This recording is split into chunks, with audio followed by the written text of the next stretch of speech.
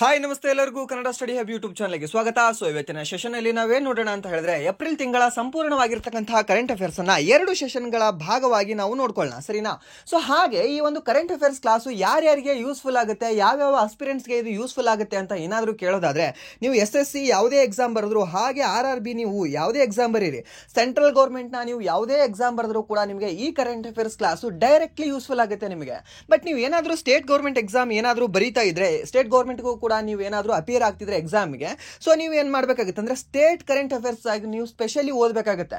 ಯಾಕಂದರೆ state current affairs ಮೇಲೆ ಸ್ವಲ್ಪ ಜಾಸ್ತಿ ಕೇಳ್ತಾನೆ. ಇವಾಗ ಕರ್ನಾಟಕ ಎಕ್ಸಾಮ್ ಬರೆಯೋದಾದರೆ, ನೀವೇನಾದರೂ ಪೊಲೀಸ್ ಎಕ್ಸಾಮ್ ಬರೆಯೋದಾದರೆ, ಹಾಗೆ ಇವಾಗ SDA ಮತ್ತು FDA ಮತ್ತು ಈ ಬೇರೆ ಬೇರೆ ಎಕ್ಸಾಮ್ ಬರುತ್ತೆ ಅಲ್ವಾ ನಿಮಗೆ, ಗ್ರೂಪ್ C ಲೆವೆಲ್, ಆ ಎಲ್ಲ ಎಕ್ಸಾಮ್ ಬರೆಯೋಕ್ಕೂ ನಿಮಗೆ ಸ್ಟೇಟ್ ಗೌರ್ಮೆಂಟ್ದು ಅಥವಾ ಈ ನಮ್ಮ ಸ್ಟೇಟ್ ಕರೆಂಟ್ ಅಫೇರ್ಸ್ ಸ್ವಲ್ಪ ಓದ್ಕೋಬೇಕಾಗುತ್ತೆ.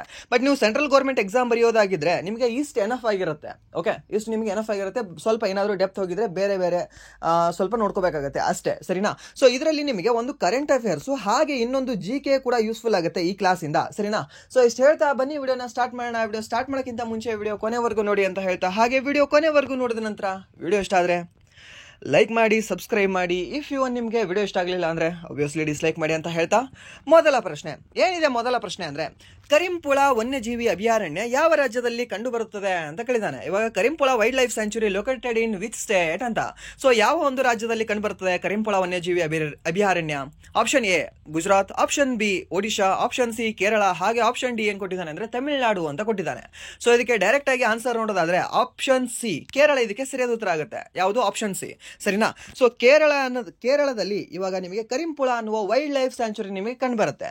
ಯಾಕೆ ಇದು ನ್ಯೂಸಲ್ಲಿತ್ತು, ಯಾಕೆ ಇದು ಕರೆಂಟ್ ಅಫೇರ್ಸ್ ಅಲ್ಲಿ ಇದು ಕ್ವಶನ್ ಬಂದಿದೆ ಅಂತ ನೋಡೋದಾದ್ರೆ, ಅರಣ್ಯ ಇಲಾಖೆಯ ಇತ್ತೀಚಿನ ಪ್ರಾಣಿ ಸಮೀಕ್ಷೆಯು ಕರಿಂಪುಳ ವನ್ಯಜೀವಿ ಅಭಯಾರಣ್ಯದಲ್ಲಿ 63 ಹೊಸ ಜಾತಿಯ ಓಡೋನೆಟ್ಗಳು, ಚಿಟ್ಟೆಗಳು ಮತ್ತು ಪಕ್ಷಿಗಳನ್ನು ದಾಖಲಿಸಿದೆ. ಸೊ ಅದಕ್ಕೆ ಇದು ಕರೆಂಟ್ ಅಫೇರ್ಸ್ ಅಲ್ಲಿದೆ. ಈ ಅಭಯಾರಣ್ಯವು ಕೇರಳದ ಮಲ್ಪುರಂ ಜಿಲ್ಲೆಯಲ್ಲಿದ್ದು, ಈ ಜಿಲ್ಲೆಯಲ್ಲಿ ಸುಮ್ಮನೆ ಇದು ನೋಡ್ಕೊಳ್ಳಿ. ಓಕೆ, ಇವಾಗ ಮಲ್ಪುರಂ ಅನ್ನೋ ಜಿಲ್ಲೆಯಲ್ಲಿ ಕಂಡು ಬರ್ತದೆ ಅಂತ ಏನಾದರೂ ಕೇಳಿದ್ರೆ ನಿಮಗೆ, ಈ ಕೇರಳದಲ್ಲಿ ಕಂಡು ಬರ್ತದೆ. ಮಲ್ಲಾಪುರ ಎಲ್ಲಿ ಕಂಡು ಬರ್ತದೆ? ಮಹಾರಾಷ್ಟ್ರದಲ್ಲಿ ಕಂಡು ಬರ್ತದೆ, ಸರಿನಾ? ಸೊ ಹಾಗೆ ನೀಲಗಿರಿ ಬೆಟ್ಟಗಳ ಪಶ್ಚಿಮ ಇಳಿಜಾರುಗಳಲ್ಲಿ 227.97 ಚದರ ಕಿಲೋಮೀಟರ್ ವಿಸ್ತೀರ್ಣವನ್ನು ಹೊಂದಿದೆ. ಇದು ಯುನೆಸ್ಕೋದ ಮಾನವ ಮತ್ತು ಜೀವಗೋಳ ಕಾರ್ಯಕ್ರಮದ ಅಡಿಯಲ್ಲಿ ನೀಲಗಿರಿ ಜೀವಗೋಳ ಮೀಸಲು ಪ್ರದೇಶದ ಭಾಗವಾಗಿದೆ. ಇದೊಂದು ಕರಿಂಪುಳ ವೈಲ್ಡ್ ಲೈಫ್ ಸೆಂಚುರಿ ಏನಿದೆ ಅಲ್ವಾ, ಇದು ನೀಲಗಿರಿಯ ಒಂದು ಭಾಗವಾಗಿದೆ ಅನ್ನೋದು ನಿಮ್ಗೆ ಗೊತ್ತಿರಲಿ. ಯಾಕಂದ್ರೆ ಸ್ಟೇಟ್ಮೆಂಟ್ ವೈಸ್ ಏನಾದರೂ ನಿಮಗೆ ಕ್ವಶನ್ ಕೊಟ್ಟಾಗ ಇದು ಬರಬಹುದು. ಯಾವುದು? ಈ ಕರಿಂಪುಳ ಅನ್ನುವ ವನ್ಯಜೀವಿ ಅಭಯಾರಣ್ಯ ನೀಲಗಿರಿಯ ಭಾಗವಾಗಿದೆಯೇ ಅಥವಾ ಇಲ್ಲವಾ ಅಂತ ಕೇಳಿದಾಗ ಹೌದು ಅಂತ ನಾವು ಹೇಳಬೇಕಾಗತ್ತೆ, ಸರಿನಾ? ಇದು ಗೊತ್ತಿರಲಿ, ನಿಮಗೆ ಕೇಳಬಹುದು. ಹಾಗೆ ಕರಿಂಪುಳ ವನ್ಯಜೀವಿ ಅಭಯಾರಣ್ಯವು ತಮಿಳುನಾಡಿನ ಮುಕುರ್ತಿ ರಾಷ್ಟ್ರೀಯ ಉದ್ಯಾನವನ ಮತ್ತು ಕೇರಳದ ಸೈಲೆಂಟ್ ವ್ಯಾಲಿ ರಾಷ್ಟ್ರೀಯ ಉದ್ಯಾನವನದೊಂದಿಗೆ ಗಡಿಗಳನ್ನು ಹಂಚಿಕೊಂಡಿದೆ. ಯಾವ 2 ನ್ಯಾಷನಲ್ ಪಾರ್ಕ್ಗಳನ್ನು ಇದು ಕರಿಂಪುಳ ವನ್ಯಜೀವಿ ಅಭಯಾರಣ್ಯ ಕನೆಕ್ಟ್ ಮಾಡ್ತದೆ ಅಂತ ನಿಮಗೆ ಏನಾದರೂ ಕೇಳಿದ್ರೆ, ಸೊ 2 ಕನೆಕ್ಟ್ ಮಾಡುತ್ತೆ. ಯಾವುದು? ಒಂದು ನಿಮಗೆ ತಮಿಳುನಾಡಲ್ಲಿ ಈ ಮುಕುರ್ತಿ ನ್ಯಾಷನಲ್ ಪಾರ್ಕು, ಹಾಗೆ ನಿಮಗೆ ಈ ಕೇರಳದಲ್ಲಿ ಯಾವ ಒಂದು ನ್ಯಾಷನಲ್ ಪಾರ್ಕ್ ಅಂದರೆ ಸೈಲೆಂಟ್ ವ್ಯಾಲಿ ನ್ಯಾಷನಲ್ ಪಾರ್ಕ್ ಅಂತ ಕಂಡುಬರುತ್ತೆ. ಈ ಸೈಲೆಂಟ್ ವ್ಯಾಲಿ ನ್ಯಾಷನಲ್ ಪಾರ್ಕು ಹಾಗೆ ಈ ಮುಕುರ್ತಿ ನ್ಯಾಷನಲ್ ಪಾರ್ಕು ಎರಡಕ್ಕೂ ಕೂಡ ಒಂದು ಸೇತುವೆಯಾಗಿ ಕಾರ್ಯನಿರ್ವಹಿಸ್ತಕ್ಕಂತಹ ಒಂದು ವೈಲ್ಡ್ ಲೈಫ್ ಸೆಂಚುರಿ ಯಾವುದಂದ್ರೆ ಕರಿಂಪುಳ ವೈಲ್ಡ್ ಲೈಫ್ ಸೆಂಚುರಿ ನಿಮಗೆ, ಸರಿನಾ? ಇದು ಗೊತ್ತಿರಲಿ, ನಿಮಗೆ ಕೇಳಬಹುದು. ಇದೇ ರೀತಿ ಕೇಳ್ತಾನೆ ಸ್ಟೇಟ್ ಗೌರ್ಮೆಂಟ್ ನೀವು PSI ಎಕ್ಸಾಮು ಮತ್ತು ಈ FDA ಎಕ್ಸಾಮು ಗ್ರೂಪ್ C ಲೆವೆಲಲ್ಲಿ ತೊಗೊಂಡ್ರೆ, ಸೊ ಹೀಗೆ ಕೇಳ್ತಾನೆ ನಿಮಗೆ ಈ ನೀಲಗಿರಿಯ ಸ್ಟೇಟ್ಮೆಂಟ್ ಕೊಡ್ತಾನೆ. ಹೇಗೆ ಅಂದರೆ ಇವಾಗ ನೀಲಗಿರಿಯ ಒಂದು ಭಾಗವಾಗಿದೆ ಕರಿಂಪುಳ ವನ್ಯಜೀವಿ ಅಭಯಾರಣ್ಯ, ಸರಿಯಾ ಅಥವಾ ಹೌದಾ? A ಅಂತ ಕೊಡ್ತಾನೆ ಆಪ್ಷನ್, ಹೇಳಿಕೆ A ಅಂತ ಕೊಡ್ತಾನೆ. ಹಾಗೆ ಹೇಳಿಕೆ B ಏನು ಕೊಡ್ತಾನೆ? ಈ ಕರಿಂಪುಳ ವನ್ಯಜೀವಿ ಅಭಯಾರಣ್ಯ ಈ ಮುಕುರ್ತಿ ನ್ಯಾಷನಲ್ ಪಾರ್ಕ್ ಅನ್ನ ಹಾಗೆ ಇಲ್ಲಿ ಈ ಸೈಲೆಂಟ್ ವ್ಯಾಲಿ ನ್ಯಾಷನಲ್ ಪಾರ್ಕ್ ಅನ್ನ ಒಟ್ಟುಗೂಡಿಸುತ್ತದೆ ಅಂತ ಕೇಳ್ತಾನೆ, ಸರಿನಾ? ಹೌದಾ ಅಥವಾ ಇಲ್ವಾ? ಹೌದು, ಸರಿಯಾಗಿದೆ. ಯಾಕಂದ್ರೆ ಅವೆರಡಕ್ಕೂ ಕೂಡ ಅದು ಸೇತುವೆಯಾಗಿ ಕಾರ್ಯನಿರ್ವಹಿಸ್ತದೆ. ಸೊ ಇದಕ್ಕೆ ಈ ರೀತಿ ಕೇಳಿದಾಗ ಸ್ವಲ್ಪ ಡೆಪ್ತ್ ನಾಲೆಡ್ಜ್ ನಮಗೆ ಬೇಕಾಗುತ್ತೆ, ಸರಿನಾ? ಸೊ ಅದಕ್ಕೆ ಸ್ವಲ್ಪ ನೋಡ್ಕೊಳ್ಳಿ. ಆ್ಯಂಡ್ ದೆನ್ ನೆಕ್ಸ್ಟ್ ಪ್ರಶ್ನೆ ಏನಿದೆ ಅಂದರೆ, ಇತ್ತೀಚೆಗೆ ಯಾವ ರಾಜ್ಯ ಸರ್ಕಾರವು ಪಡಿತರ ಅಂಗಡಿಗಳ ಮೂಲಕ ಮೊದಲ ಉತ್ತಮ ಅಕ್ಕಿ ಯೋಜನೆಯನ್ನು ಪ್ರಾರಂಭಿಸಿದೆ ಅಂತ ಕೇಳಿದ್ದಾನೆ, ಸರಿನಾ? ಸೊ ಮೊದಲ ಉಚಿತ ಉತ್ತಮ ಅಕ್ಕಿ ಯೋಜನೆ ಯಾವ ಒಂದು ರಾಜ್ಯ? Option A Maharashtra, option B Telangana, ಹಾಗೆ ಆಪ್ಷನ್ C ಏನಿದೆ ಅಂದರೆ ಗುಜರಾತ್ ಅಂತ ಕೊಟ್ಟಿದ್ದಾನೆ, ಹಾಗೆ ಆಪ್ಷನ್ D ಏನು ಕೊಟ್ಟಿದ್ದಾನೆ ಅಂದರೆ ಪಂಜಾಬ್ ಅಂತ ಕೊಟ್ಟಿದ್ದಾನೆ. ಸೊ ಇದಕ್ಕೆ ಸರಿಯಾದ ಉತ್ತರ ನೋಡೋದಾದ್ರೆ ಯಾವುದಾಗುತ್ತೆ ಹೇಳ್ಬೋದಾ? ಸ್ಕೀಮಲ್ಲಿ ಉತ್ತಮ ಅಂತ ಇಟ್ಟು ಅತ್ಯುತ್ತಮವಾಗಿ ಅಧಮವಾಗಿ ಆಡಳಿತ ಮಾಡ್ತಕ್ಕಂತಹ ಒಂದು ರಾಜ್ಯ ಯಾವುದು ಅಂದರೆ ತೆಲಂಗಾಣ ರಾಜ್ಯ. Okay, so one of the bad state government ಯಾವುದು ಅಂದರೆ ತೆಲಂಗಾಣದು, ಸರಿನಾ? ಸೊ ಆ ಒಂದು ರಾಜ್ಯ ಏನು ಮಾಡಿದೆ, ಈ ಮೊದಲ ಉತ್ತಮ ಅಕ್ಕಿ ಯೋಜನೆಯನ್ನು ಪ್ರಾರಂಭ ಮಾಡಿದೆ. ಎಲ್ಲಿ? ತೆಲಂಗಾಣದಲ್ಲಿ. ತೆಲಂಗಾಣದ ರಾಜಧಾನಿ ಯಾವುದಾಗುತ್ತೆ ನಿಮಗೆ? ಹೈದರಾಬಾದ್ ರಾಜ್ಯ ಆಗುತ್ತೆ, ಸರಿನಾ? ಸೊ ಇದು ಜುಲೈ ಜುಲೈ 2 2014 ಹೊಸ ರಾಜ್ಯವಾಗಿ ಸ್ಥಾಪನೆಯಾಗಿದೆ. ಸರಿನಾ? ಇದು ಕೂಡ ನಿಮ್ಗೆ ಗೊತ್ತಿರಲಿ, ಕೇಳಬಹುದು. ಆ್ಯಂಡ್ ದೆನ್ ಜುಲೈ 2 ಅಲ್ಲ, ಜೂನ್ 2 ಆಗಬಹುದು ಅದು. ಓಕೆ, ಸೊ ಒಂದ್ಸರಿ ಚೆಕ್ ಮಾಡ್ಕೊಳ್ಳಿ ಅದನ್ನು. ಸೊ ಇದು ಯಾಕೆ ನ್ಯೂಸಲ್ಲಿತ್ತು? ಅದು ಸ್ಕೀಮಲ್ಲಿ ಇರೋದಕ್ಕೆ ನ್ಯೂಸಲ್ಲಿದೆ. ಯಾವುದು? ತೆಲಂಗಾಣದ. ಸರಿನಾ? ಸೊ ಇದರ ರಾಜ್ಯದ ಒಂದು ಮುಖ್ಯಮಂತ್ರಿ ಯಾರು ಅಂತ ನಿಮ್ಗೆ ಏನಾದರೂ ಕೇಳಿದ್ರೆ ರೇವಂತ್ ರೆಡ್ಡಿ ಅಂತ ಬರ್ತಾರೆ. ಸರಿನಾ? ಸೊ ರೀಸೆಂಟಾಗಿ ಎಲ್ಲವೂ ಕೂಡ ಕಾಡನ್ನು ನಾಶ ಮಾಡಿದ್ರು. ಅವರು ಕಾಡನ್ನು ನಾಶ ಮಾಡೋದಕ್ಕೆ ಹೈಕೋರ್ಟ್ ಮೆಟ್ಟಲು ಏರಿದ್ರು. ಯಾರು? ಈ ಯೂನಿವರ್ಸಿಟಿಯ ಸ್ಟೂಡೆಂಟ್ಸ್ಗಳು. ಸೊ ಅದಕ್ಕೆ ಕೂಡ ಸ್ವಲ್ಪ ನ್ಯೂಸಲ್ಲಿ ಇದೆ. ಸೊ ಅದಕ್ಕೆ ಆ ಮುಖ್ಯಮಂತ್ರಿ ಹೆಸರು ಇಂಪಾರ್ಟೆಂಟ್ ಆಗುತ್ತೆ, ನೆನ್ಪಿಟ್ಕೊಳ್ಳಿ, ನಿಮಗೆ ಕೇಳಬಹುದು. ಸೊ ಇದಕ್ಕೆ ಸ್ವಲ್ಪ ಟಿಪ್ಪಣಿ ಮಾಹಿತಿ ಏನಿದೆ ಅಂದರೆ, ತೆಲಂಗಾಣ ಸರ್ಕಾರವು ಪಡಿತರ ಅಂಗಡಿಗಳ ಮೂಲಕ ಬಡವರಿಗೆ ಉಚಿತವಾಗಿ ಉತ್ತಮ ಅಕ್ಕಿ ವಿತರಿಸುವ ಯೋಜನೆಯನ್ನು ಪ್ರಾರಂಭಿಸಿತು. ಮುಖ್ಯಮಂತ್ರಿ ರೇವಂತ್ ರೆಡ್ಡಿ ಯುಗಾದಿ ಹಬ್ಬದಂದು ಸೂರ್ಯಾಪೇಟೆ ಜಿಲ್ಲೆಯ ಹುಜೂರ್ ನಗರದಲ್ಲಿ ಈ ಯೋಜನೆಯನ್ನು ಔಪಚಾರಿಕವಾಗಿ ಪ್ರಾರಂಭಿಸಿದರು. ಸಾರ್ವಜನಿಕ ವಿತರಣಾ ವ್ಯವಸ್ಥೆ PDS ಮೂಲಕ ಪ್ರತಿ ವ್ಯಕ್ತಿಗೆ ತಿಂಗಳಿಗೆ 6 ಕಿಲೋಗ್ರಾಂಗಳಷ್ಟು ಉತ್ತಮ ಅಕ್ಕಿಯನ್ನು ಉಚಿತವಾಗಿ ನೀಡಲಾಗುವುದು. ಈ ಯೋಜನೆಯು ರಾಜ್ಯದ ಜನಸಂಖ್ಯೆಯ 85% ಜನರನ್ನು ಒಳಗೊಂಡ 3 ಕೋಟಿಗೂ ಹೆಚ್ಚು ಜನರಿಗೆ ಪ್ರಯೋಜನವನ್ನು ನೀಡುತ್ತದೆ. ಸರ್ಕಾರವು ಆಹಾರ ಭದ್ರತೆಯನ್ನು ಘನತೆಯಿಂದ ಖಚಿತಪಡಿಸಿಕೊಳ್ಳಲು ಮತ್ತು ಮೊದಲು ಫಲಾನುಭವಿಗಳು ತಿರಸ್ಕರಿಸಿದ ಒರಟಾದ ಅಕ್ಕಿಯ ದುರುಪಯೋಗವನ್ನು ತಡೆಗಟ್ಟುವ ಗುರಿಯನ್ನು ಹೊಂದಿದೆ. ಸರಿನಾ? ಇದು ಗೊತ್ತಿರಲಿ, ನಿಮಗೆ ಕೇಳಬಹುದು. ಉತ್ತಮ ಅಕ್ಕಿ. ಓಕೆ, ಇವಾಗ ಒಳ್ಳೆ ಅಕ್ಕಿ, ಚಲೋ ಅಕ್ಕಿ ಅಂತ ಹೇಳ್ತೀವಿ ಗೊತ್ತಾ? ಸೊ ಸಾಫ್ಟ್ ಪಾಲಿಶ್ಡ್ ಮಾಡಿರೋದು, ಆ ರೀತಿ ರೈಸನ್ನು ಕೊಡ್ತಾ ಇದ್ದಾರೆ ಎಲ್ಲಿ? ತೆಲಂಗಾಣದಲ್ಲಿ. ಸರಿನಾ? ಇದು ಗೊತ್ತಿರಲಿ, ನಿಮಗೆ ಕೇಳಬಹುದು. ಆ್ಯಂಡ್ ದೆನ್ ನೆಕ್ಸ್ಟ್ ಪ್ರಶ್ನೆ ಏನಿದೆ ಅಂದರೆ, ಇತ್ತೀಚೆಗೆ ಸುದ್ದಿಯಲ್ಲಿ ಉಲ್ಲೇಖಿಸಲಾದ ವೈಬ್ ಕೋಡಿಂಗ್ ಎಂದರೇನು ಅಂತ ಕೇಳಿದ್ದಾನೆ. ವೈಬ್ ಕೋಡಿಂಗ್ ಅಂದರೆ ಏನು? ಸೊ ಡೈರೆಕ್ಟಾಗಿ ಇಲ್ಲಿ ಆನ್ಸರ್ನ ಮೆನ್ಷನ್ ಮಾಡಿದ್ದೀನಿ. ಏನಂದರೆ, ಬಳಕೆದಾರರ ಪ್ರಾಂಪ್ಟ್ಗಳಿಂದ ಸಂಪೂರ್ಣ ಅಪ್ಲಿಕೇಶನ್ಗಳನ್ನು ಸ್ವಯಂಚಾಲಿತವಾಗಿ ರಚಿಸಲು AI ಬಳಸುವುದು ಅಂತೆ. ಆರ್ಟಿಫಿಷಿಯಲ್ ಇಂಟೆಲಿಜೆನ್ಸನ್ನು ಬಳಸುವುದು. ಸೊ ಅದನ್ನು ನಾವೇನಂತ ಕರಿತೀವಿ ಅಂದರೆ ವೈಬ್ ಕೋಡಿಂಗ್ ಅಂತ ಕರಿತೀವಿ. ಸರಿನಾ? ಯಾವುದು? ಬಳಕೆದಾರರ ಪ್ರಾಂಪ್ಟ್ಗಳಿಂದ ಸಂಪೂರ್ಣ ಅಪ್ಲಿಕೇಶನ್ಗಳನ್ನು ಸ್ವಯಂಚಾಲಿತವಾಗಿ ರಚಿಸಲು AI ಬಳಸುವುದು. ಅವಾಗೆಲ್ಲ ಹಳೆ ಟೈಮಲ್ಲಿ ಮೀನ್ಸ್ ಒಂದು 2-3 ಇಯರ್ಸ್ ಬ್ಯಾಕ್ ಏನಾಗಿತ್ತು ಅಂದರೆ, ಯಾವುದಾದ್ರೂ ಒಂದು ಆ್ಯಪ್ ಕ್ರಿಯೇಟ್ ಮಾಡ್ತೀವಿ, ಯಾವುದಾದ್ರೂ ಒಂದು ಅಪ್ಲಿಕೇಶನ್ ಕ್ರಿಯೇಟ್ ಮಾಡ್ತೀವಿ, ನೀನು ಕೋಡಿಂಗ್ ಅನ್ನ ಕಲ್ತಿರ್ಬೇಕಾಗಿತ್ತು. ಸರಿನಾ? ಬಟ್ ಇವಾಗ ಹೇಗಾಗಿದೆ, ಜಸ್ಟ್ ನೀನು ಪ್ರಾಂಪ್ಟ್ನ ಕೊಡೋದಕ್ಕೆ ಹೇಗಿರಬೇಕು ಅಂತ ನೀನು ಹೇಳು AI-ಗೆ, ಆ AI ನಿನಗೆ ಕೊಟ್ಬಿಡುತ್ತೆ, ಡೈರೆಕ್ಟ್ ಜನರೇಟ್ ಮಾಡಿ ಕೊಟ್ಬಿಡುತ್ತೆ ನಿನಗೆ. ಯಾವ ಆ್ಯಪು, ಆ್ಯಪು, ಹೆಂಗಿರ್ಬೇಕು ಅದು ಎಲ್ಲವೂ ಕೂಡ ನಿನಗೆ ಪ್ರಾಂಪ್ಟ್ ನೀನು ಕೊಡಬೇಕಾಗುತ್ತೆ. ಓಕೆ, ಕೊಟ್ಟ ನಂತರ ಅದು ಡೈರೆಕ್ಟಾಗಿ ನಿನಗೆ ಅಪ್ಲಿಕೇಶನ್ ತಗೋಪ್ಪ, ಹಿಡಿ, ಸುಮ್ಮನೆ ಈಸಿಯಾಗಿ ತೊಗೊಂಡ್ಬಿಡುವಪ್ಪ ಅಂತ ಕೊಡುತ್ತೆ ಅಲ್ವಾ? ಅದನ್ನು ನಾವು ಏನಂತ ಕರಿತೀವಿ ಅಂದರೆ ವೈಬ್ ಕೋಡಿಂಗ್ ಅಂತ ಕರಿತೀವಿ. ಸರಿನಾ? So one of the best feature ಇದು ಈಗಿನ ಜನರೇಷನಲ್ಲಿ. ಈ AI ಏನಿದೆ ಅಲ್ವಾ, ಎಲ್ಲದಕ್ಕೂ ಕೂಡ ನಿಮಗೆ ಆನ್ಸರ್ ಕೊಡುತ್ತೆ, ಪ್ರತಿಯೊಂದು ಕೂಡ ನಿಮ್ಗೆ ಸಹಾಯ ಮಾಡುತ್ತೆ. ವರ್ಕ್ ಮಾಡ್ತಿದ್ದೀರಾ, ವರ್ಕ್ನ ಹೇಗೆ ಮಾಡಬೇಕು ಅನ್ನೋದಕ್ಕೆ ಸಹಾಯ ಮಾಡುತ್ತೆ. ಓದ್ತಾ ಇದ್ದೀರಾ, ಹೇಗೆ ಓದಬೇಕು ಅನ್ನೋದಕ್ಕೆ ಸಹಾಯ ಮಾಡುತ್ತೆ. ನಿಮಗೆ ಒಂದು ರೀತಿ ಹೇಗೆ ಅಂದರೆ, ಇವಾಗ ಪಾರ್ಟ್ನರ್, ಕಂಪ್ಯಾನಿಯನ್ ಥರ ವರ್ಕ್ ಮಾಡುತ್ತೆ. ನೀವು ಇವಾಗ ಯಾವುದು ChatGPT ತಗೊಳ್ಳಿ, ಅಥವಾ ಜೆಮಿನಿ ತಗೊಳ್ಳಿ, ಬ್ಲ್ಯಾಕ್ ಬಾಕ್ಸ್ ತಗೊಳ್ಳಿ, ಅದಾದ ನಂತರ ನಿಮಗೆ ಯಾವುದು ಕೋಪೈಲಟ್ ಅಂತ ಬರುತ್ತೆ, ಅದನ್ನು ತಗೊಳ್ಳಿ. ಓಕೆ, ಸೊ ಎಲ್ಲವೂ ಕೂಡ ನಿಮಗೆ ಹೆಲ್ಪ್ ಮಾಡುತ್ತೆ. ಸೊ ಅದಕ್ಕೆ ಸ್ವಲ್ಪ ಅದನ್ನು ಯೂಸ್ ಮಾಡೋದನ್ನ ಸ್ವಲ್ಪ ಜಾಸ್ತಿ ತಿಳ್ಕೊಳ್ಳಿ. ಓಕೆ, ಸೊ ಇದು ನಿಮಗೆ ಆಲ್ವೇಸ್ ಯೂಸ್ಫುಲ್ ಆಗುತ್ತೆ. ಆ್ಯಂಡ್ ದೆನ್ ನೆಕ್ಸ್ಟ್ ಪ್ರಶ್ನೆ ಏನಿದೆ ಅಂದರೆ, 2025 ವಿಕಸಿತ್ ಭಾರತ ಯುವ ಸಂಸತ್ತನ್ನು ಆಯೋಜಿಸುವ ಜವಾಬ್ದಾರಿ ಯಾವ ಸರ್ಕಾರಿ ಸಚಿವಾಲಯಕ್ಕೆ ಇದೆ ಅಂತ ಕೇಳಿದ್ದಾರೆ. ಸೊ ಯಾವ ಒಂದು ಸಚಿವಾಲಯಕ್ಕೆ ಇದೆ? ಯುವ ವ್ಯವಹಾರ ಮತ್ತು ಕ್ರೀಡಾ ಸಚಿವಾಲಯ ಇದರ ಒಂದು ಜವಾಬ್ದಾರಿಯನ್ನು ತಗೊಂಡಿದೆ. ಓಕೆ, ಯಾವುದು? ಆಪ್ಷನ್ ಬಿ ಇದಕ್ಕೆ ಸರಿಯಾದ ಉತ್ತರ ಆಗುತ್ತೆ. ಯಾವುದು? ಯುವ ವ್ಯವಹಾರ ಮತ್ತು ಕ್ರೀಡಾ ಸಚಿವಾಲಯ. ಸೊ ಇದೇನು ಏನಿಲ್ಲ, ಜಸ್ಟ್ ಸಿಂಪಲ್ ಕ್ವಶನ್ ಅಷ್ಟೇ, ಕಾನ್ಸೆಪ್ಟ್ ಬೇಸನ್ ಇಲ್ಲ ಇದು. ಓಕೆ, ಆ್ಯಂಡ್ ದೆನ್ ನೆಕ್ಸ್ಟ್ ಪ್ರಶ್ನೆ ಏನಿದೆ ಅಂದರೆ, ಇತ್ತೀಚೆಗೆ ಸುದ್ದಿಗಳಲ್ಲಿ ಕಾಣಿಸಿಕೊಂಡ ಋಷಿಕುಲ್ಯ ನದಿ ಯಾವ ರಾಜ್ಯದ ಮೂಲಕ ಹರಿಯುತ್ತದೆ ಅಂತ ಕೇಳಿದ್ದಾನೆ. ಈ ಋಷಿಕುಲ್ಯ ಅನ್ನುವ ನದಿ ಯಾವ ಒಂದು ರಾಜ್ಯದ ಮೂಲಕ ಹರಿಯುತ್ತದೆ? Option A Odisha, option B Maharashtra, ಹಾಗೆ ಆಪ್ಷನ್ ಸಿ ಏನು ಕೊಟ್ಟಿದ್ದಾನೆ ಅಂದರೆ ಜಾರ್ಖಂಡ್, ಹಾಗೆ ಆಪ್ಷನ್ ಡಿ ಬಿಹಾರ್ ಅಂತ ಕೊಟ್ಟಿದ್ದಾನೆ. ಸೊ ಈ ಋಷಿಕುಲ್ಯ ಅನ್ನುವ ನದಿ ಯಾವ ಒಂದು ರಾಜ್ಯದಲ್ಲಿ ಹರಿಯುತ್ತದೆ ಅಂತ ಹೇಳ್ಬೋದಾ? ಲಾಸ್ಟ್ ಟೈಮು ಸೈಕ್ಲೋನ್ ಬಂದಾಗ ಕೂಡ ಈ ಋಷಿಕುಲ್ಯ ನದಿಯು ಏನಿತ್ತು ಅಂದರೆ ಕರೆಂಟ್ ಅಫೇರ್ಸಲ್ಲಿತ್ತು, ನ್ಯೂಸಲ್ಲಿತ್ತು. ಸರಿನಾ? ಬಟ್ ಇವಾಗಲೂ ಕೂಡ ಇದು ನ್ಯೂಸಲ್ಲಿದೆ. ಸರಿನಾ? ಸೊ ಯಾವ ಒಂದು ರಾಜ್ಯದಲ್ಲಿ ಕಂಡುಬರ್ತದೆ ಈ ಋಷಿಕುಲ್ಯ ನದಿ ಅಂತ ಕೇಳಿದ್ರೆ, ಇವಾಗ ಚಂಡಮಾರುತ ಅಂತ ಹೇಳಿದೆ. ಇವಾಗ ಚಂಡಮಾರುತ ಅಂದರೆ ಆಗಿರ್ಬೇಕು, ಅದು ಕೋಸ್ಟಲ್ ಒಂದು ಸ್ಟೇಟ್ ಆಗಿರಬೇಕು. ಸೊ ಕೋಸ್ಟಲ್ ಸ್ಟೇಟ್ ಎಲ್ಲವೂ ಕೂಡ ಕೋಸ್ಟಲ್ ಸ್ಟೇಟೇ ಇದಾವೆ ಇಲ್ಲಿ. ಸಾರಿ, ಇವೆರಡನ್ನು ಹೊರತುಪಡಿಸಿ 2 ಕೋಸ್ಟಲ್ ಸ್ಟೇಟ್ಸ್ ಇದಾವೆ. ಈ 2ರಲ್ಲಿ ಈ ಋಷಿಕುಲ್ಯ ನದಿ ಯಾವೊಂದು ರಾಜ್ಯದ ಮೂಲಕ ಹರಿಯುತ್ತದೆ ಅಂತ ಕೇಳಿದ್ರೆ ನಿಮಗೆ ಆಪ್ಷನ್ ಎ ಒಡಿಶಾದ ಮೂಲಕ ಈ ಋಷಿಕುಲ್ಯ ಎಂಬ ಒಂದು ನದಿಯು ಹರಿಯುತ್ತದೆ. ಓಕೆ, ಮಹದಾಯಿ ನದಿಯಲ್ಲಿ ಹರಿಯುತ್ತದೆ, ನಮ್ಮ ಕರ್ನಾಟಕ, ಗೋವಾ ಹಾಗೂ ಮಹಾರಾಷ್ಟ್ರದಲ್ಲಿ ಹರಿಯುತ್ತದೆ. ಮಹಾನದಿಯಲ್ಲಿ ಹರಿಯುತ್ತದೆ. ಮಹಾನದಿ ಹರಿಯೋದು ನಿಮಗೆ ಛತ್ತೀಸ್ಗಢದಲ್ಲಿ ಹುಟ್ಟಿ ಒಡಿಶಾದ ಮೂಲಕ ಹರಿದು ಬಂಗಾಳ ಕೊಲ್ಲಿಯನ್ನು ಸೇರುತ್ತದೆ. ಯಾವುದು? ಮಹಾನದಿ.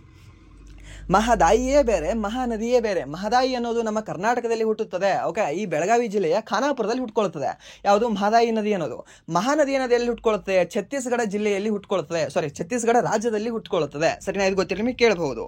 ಹಾಗೆ ಇದಕ್ಕೆ ಸ್ವಲ್ಪ ಪೂರಕ ಮಾಹಿತಿ ಏನು ಅಂದರೆ, ಗಂಜಾಂ ಜಿಲ್ಲೆಯ ಪೀಪಲ ಪಂಕದಲ್ಲಿ ಅಣೆಕಟ್ಟು ನಿರ್ಮಿಸುವ ಒಡಿಶಾ ಸರ್ಕಾರದ ಪ್ರಸ್ತಾವನೆಯು ಪರಿಸರವಾದಿಗಳು ಮತ್ತು ಸ್ಥಳೀಯ ಸಮುದಾಯಗಳಿಂದ ಪ್ರತಿಭಟನೆಗೆ ಕಾರಣವಾಗಿದೆ. ಪರಿಸರ ಮತ್ತು ಮಾನವ ಕಾಳಜಿಗಳಿಗಿಂತ ಕೈಗಾರಿಕಾ ಹಿತಾಸಕ್ತಿಗಳಿಗೆ ಆದ್ಯತೆ ನೀಡುವುದಕ್ಕಾಗಿ ಈ ಯೋಜನೆಯು ಟೀಕಿಸಲ್ಪಟ್ಟಿದೆ.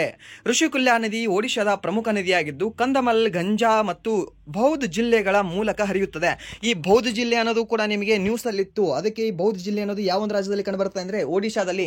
ಹಾಗೆ ಡೈರೆಕ್ಟ್ ಆಗಿ ಓದಲಿಲ್ಲ ಅಂದ್ರೂ ಇಂಡೈರೆಕ್ಟ್ ಆಗಿ ಹೀಗೆ ಎಲ್ಲವೂ ಕೂಡ ನಾವು ತಿಳ್ಕೊಬೇಕಾಗತ್ತೆ. ಓಕೆ, ಇದನ್ನು ನೋಡ್ಕೊಳ್ಳಿ, ಪಾಯಿಂಟ್ ಮಾಡ್ಕೊಳ್ಳಿ. ಅಂಡ್ ದೆನ್ ಇದು ಪೂರ್ವ ಘಟ್ಟಗಳಲ್ಲಿರುವ ಧರಿಂಗ್ ಬಾಡಿ ಬೆಟ್ಟಗಳಿಂದ ಸುಮಾರು 1000 ಮೀಟರ್ ಎತ್ತರದಲ್ಲಿ ಹುಟ್ಟುತ್ತದೆ. ನದಿ 165 ಕಿಲೋಮೀಟರ್ಗಳಷ್ಟು ಹರಿಯುತ್ತದೆ ಮತ್ತು ಗಂಜಾಂ ಬಳಿ ಬಂಗಾಳ ಕೊಲ್ಲಿಗೆ ಹರಿಯುತ್ತದೆ. ಇತರ ನದಿಗಳಿಗಿಂತ ಭಿನ್ನವಾಗಿ ಇದು ಡೆಲ್ಟಾವನ್ನು ರೂಪಿಸುವುದಿಲ್ಲ. ಪ್ರಮುಖ ನದಿಗಳಲ್ಲಿ ಭಾಗುವ ಧನೈ ಮತ್ತು ಬದನಾಡಿ ಸೇರಿವೆ.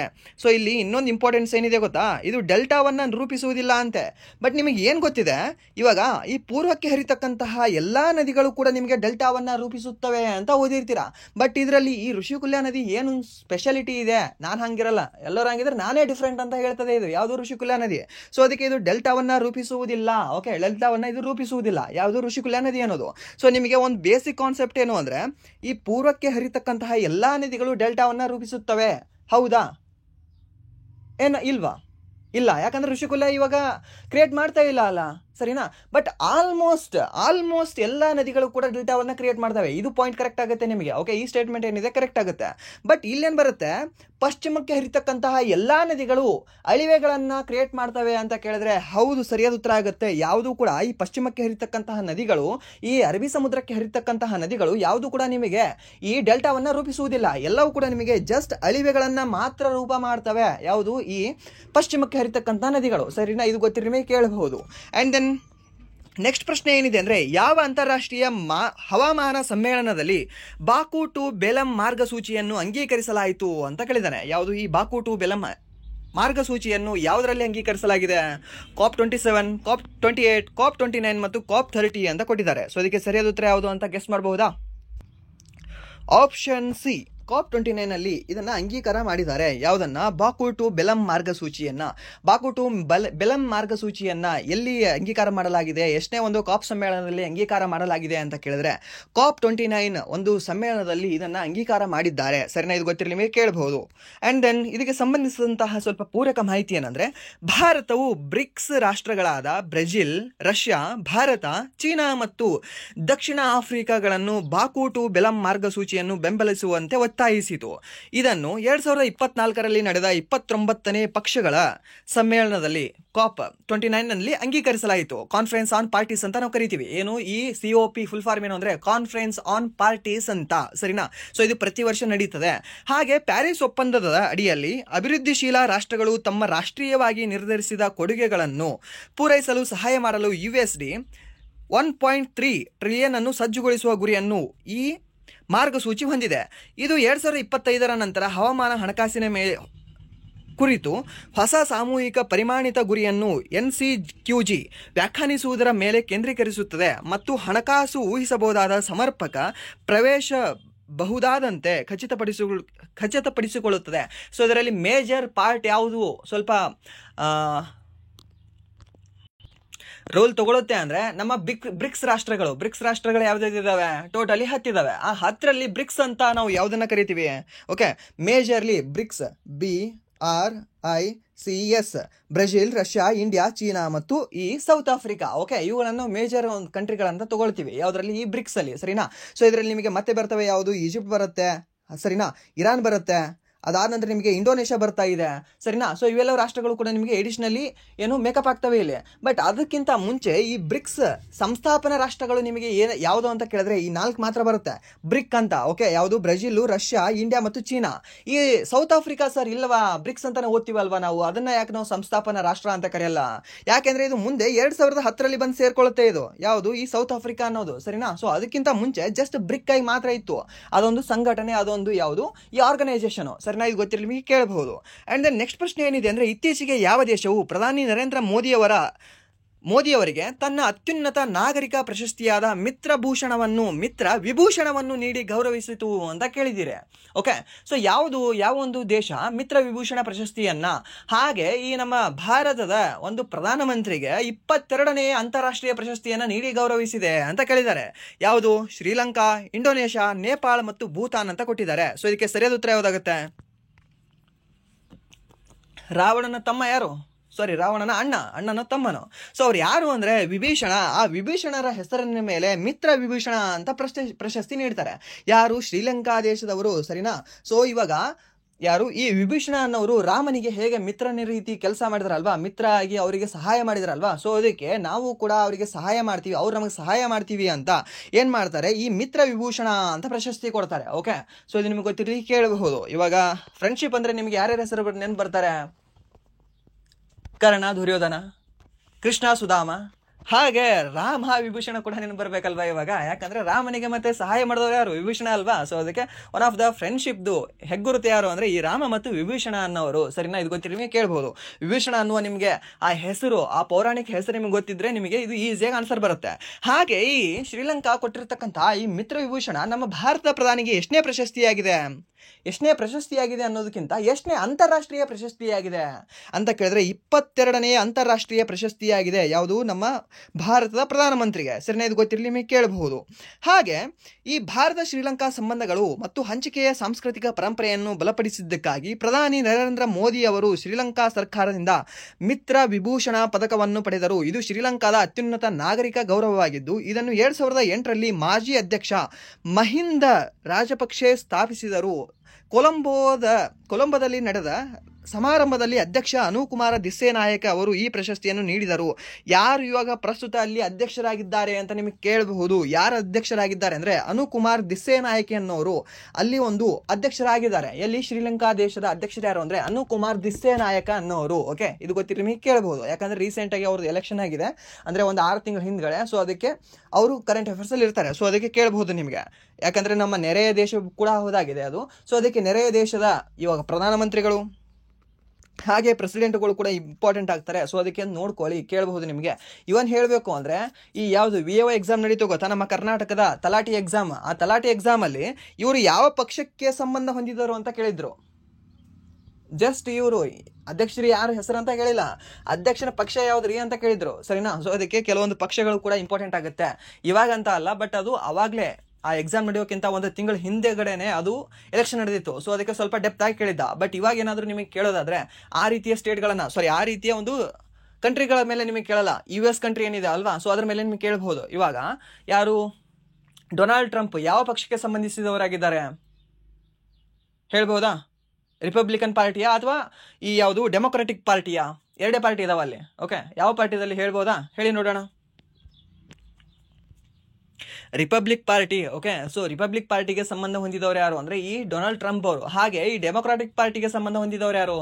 ಕಮಲಾ ಹ್ಯಾರಿಸ್, ನಮ್ಮ ಭಾರತೀಯ ಮೂಲದವರು ಅಂತ ನಾವು ಹೇಳ್ಕೊತೀವಿ, ಸರಿನಾ? ಸೊ ಅವ್ರು ಏನಾಗಿದ್ದಾರೆ ಅಂದ್ರೆ ಡೆಮೊಕ್ರಾಟಿಕ್ ಪಾರ್ಟಿಗೆ ಸಂಬಂಧ ಹೊಂದಿದ್ದಾರೆ. ಸರಿ, ಇದು ಗೊತ್ತಿರಲಿ ಕೇಳ್ಬೋದು. ಹಾಗೆ ಡೆಮೊಕ್ರಾಟಿಕ್ ಪಾರ್ಟಿಯ ಒಂದು ಚಿಹ್ನೆ ಯಾವುದು ಅಂತ ಕೇಳಿದ್ರೆ ಏನಂತ ಹೇಳ್ತೀರಾ? ಹೇಳ್ಬೋದಾ? ಡೊಂಕಿ, ಕತ್ತೆ.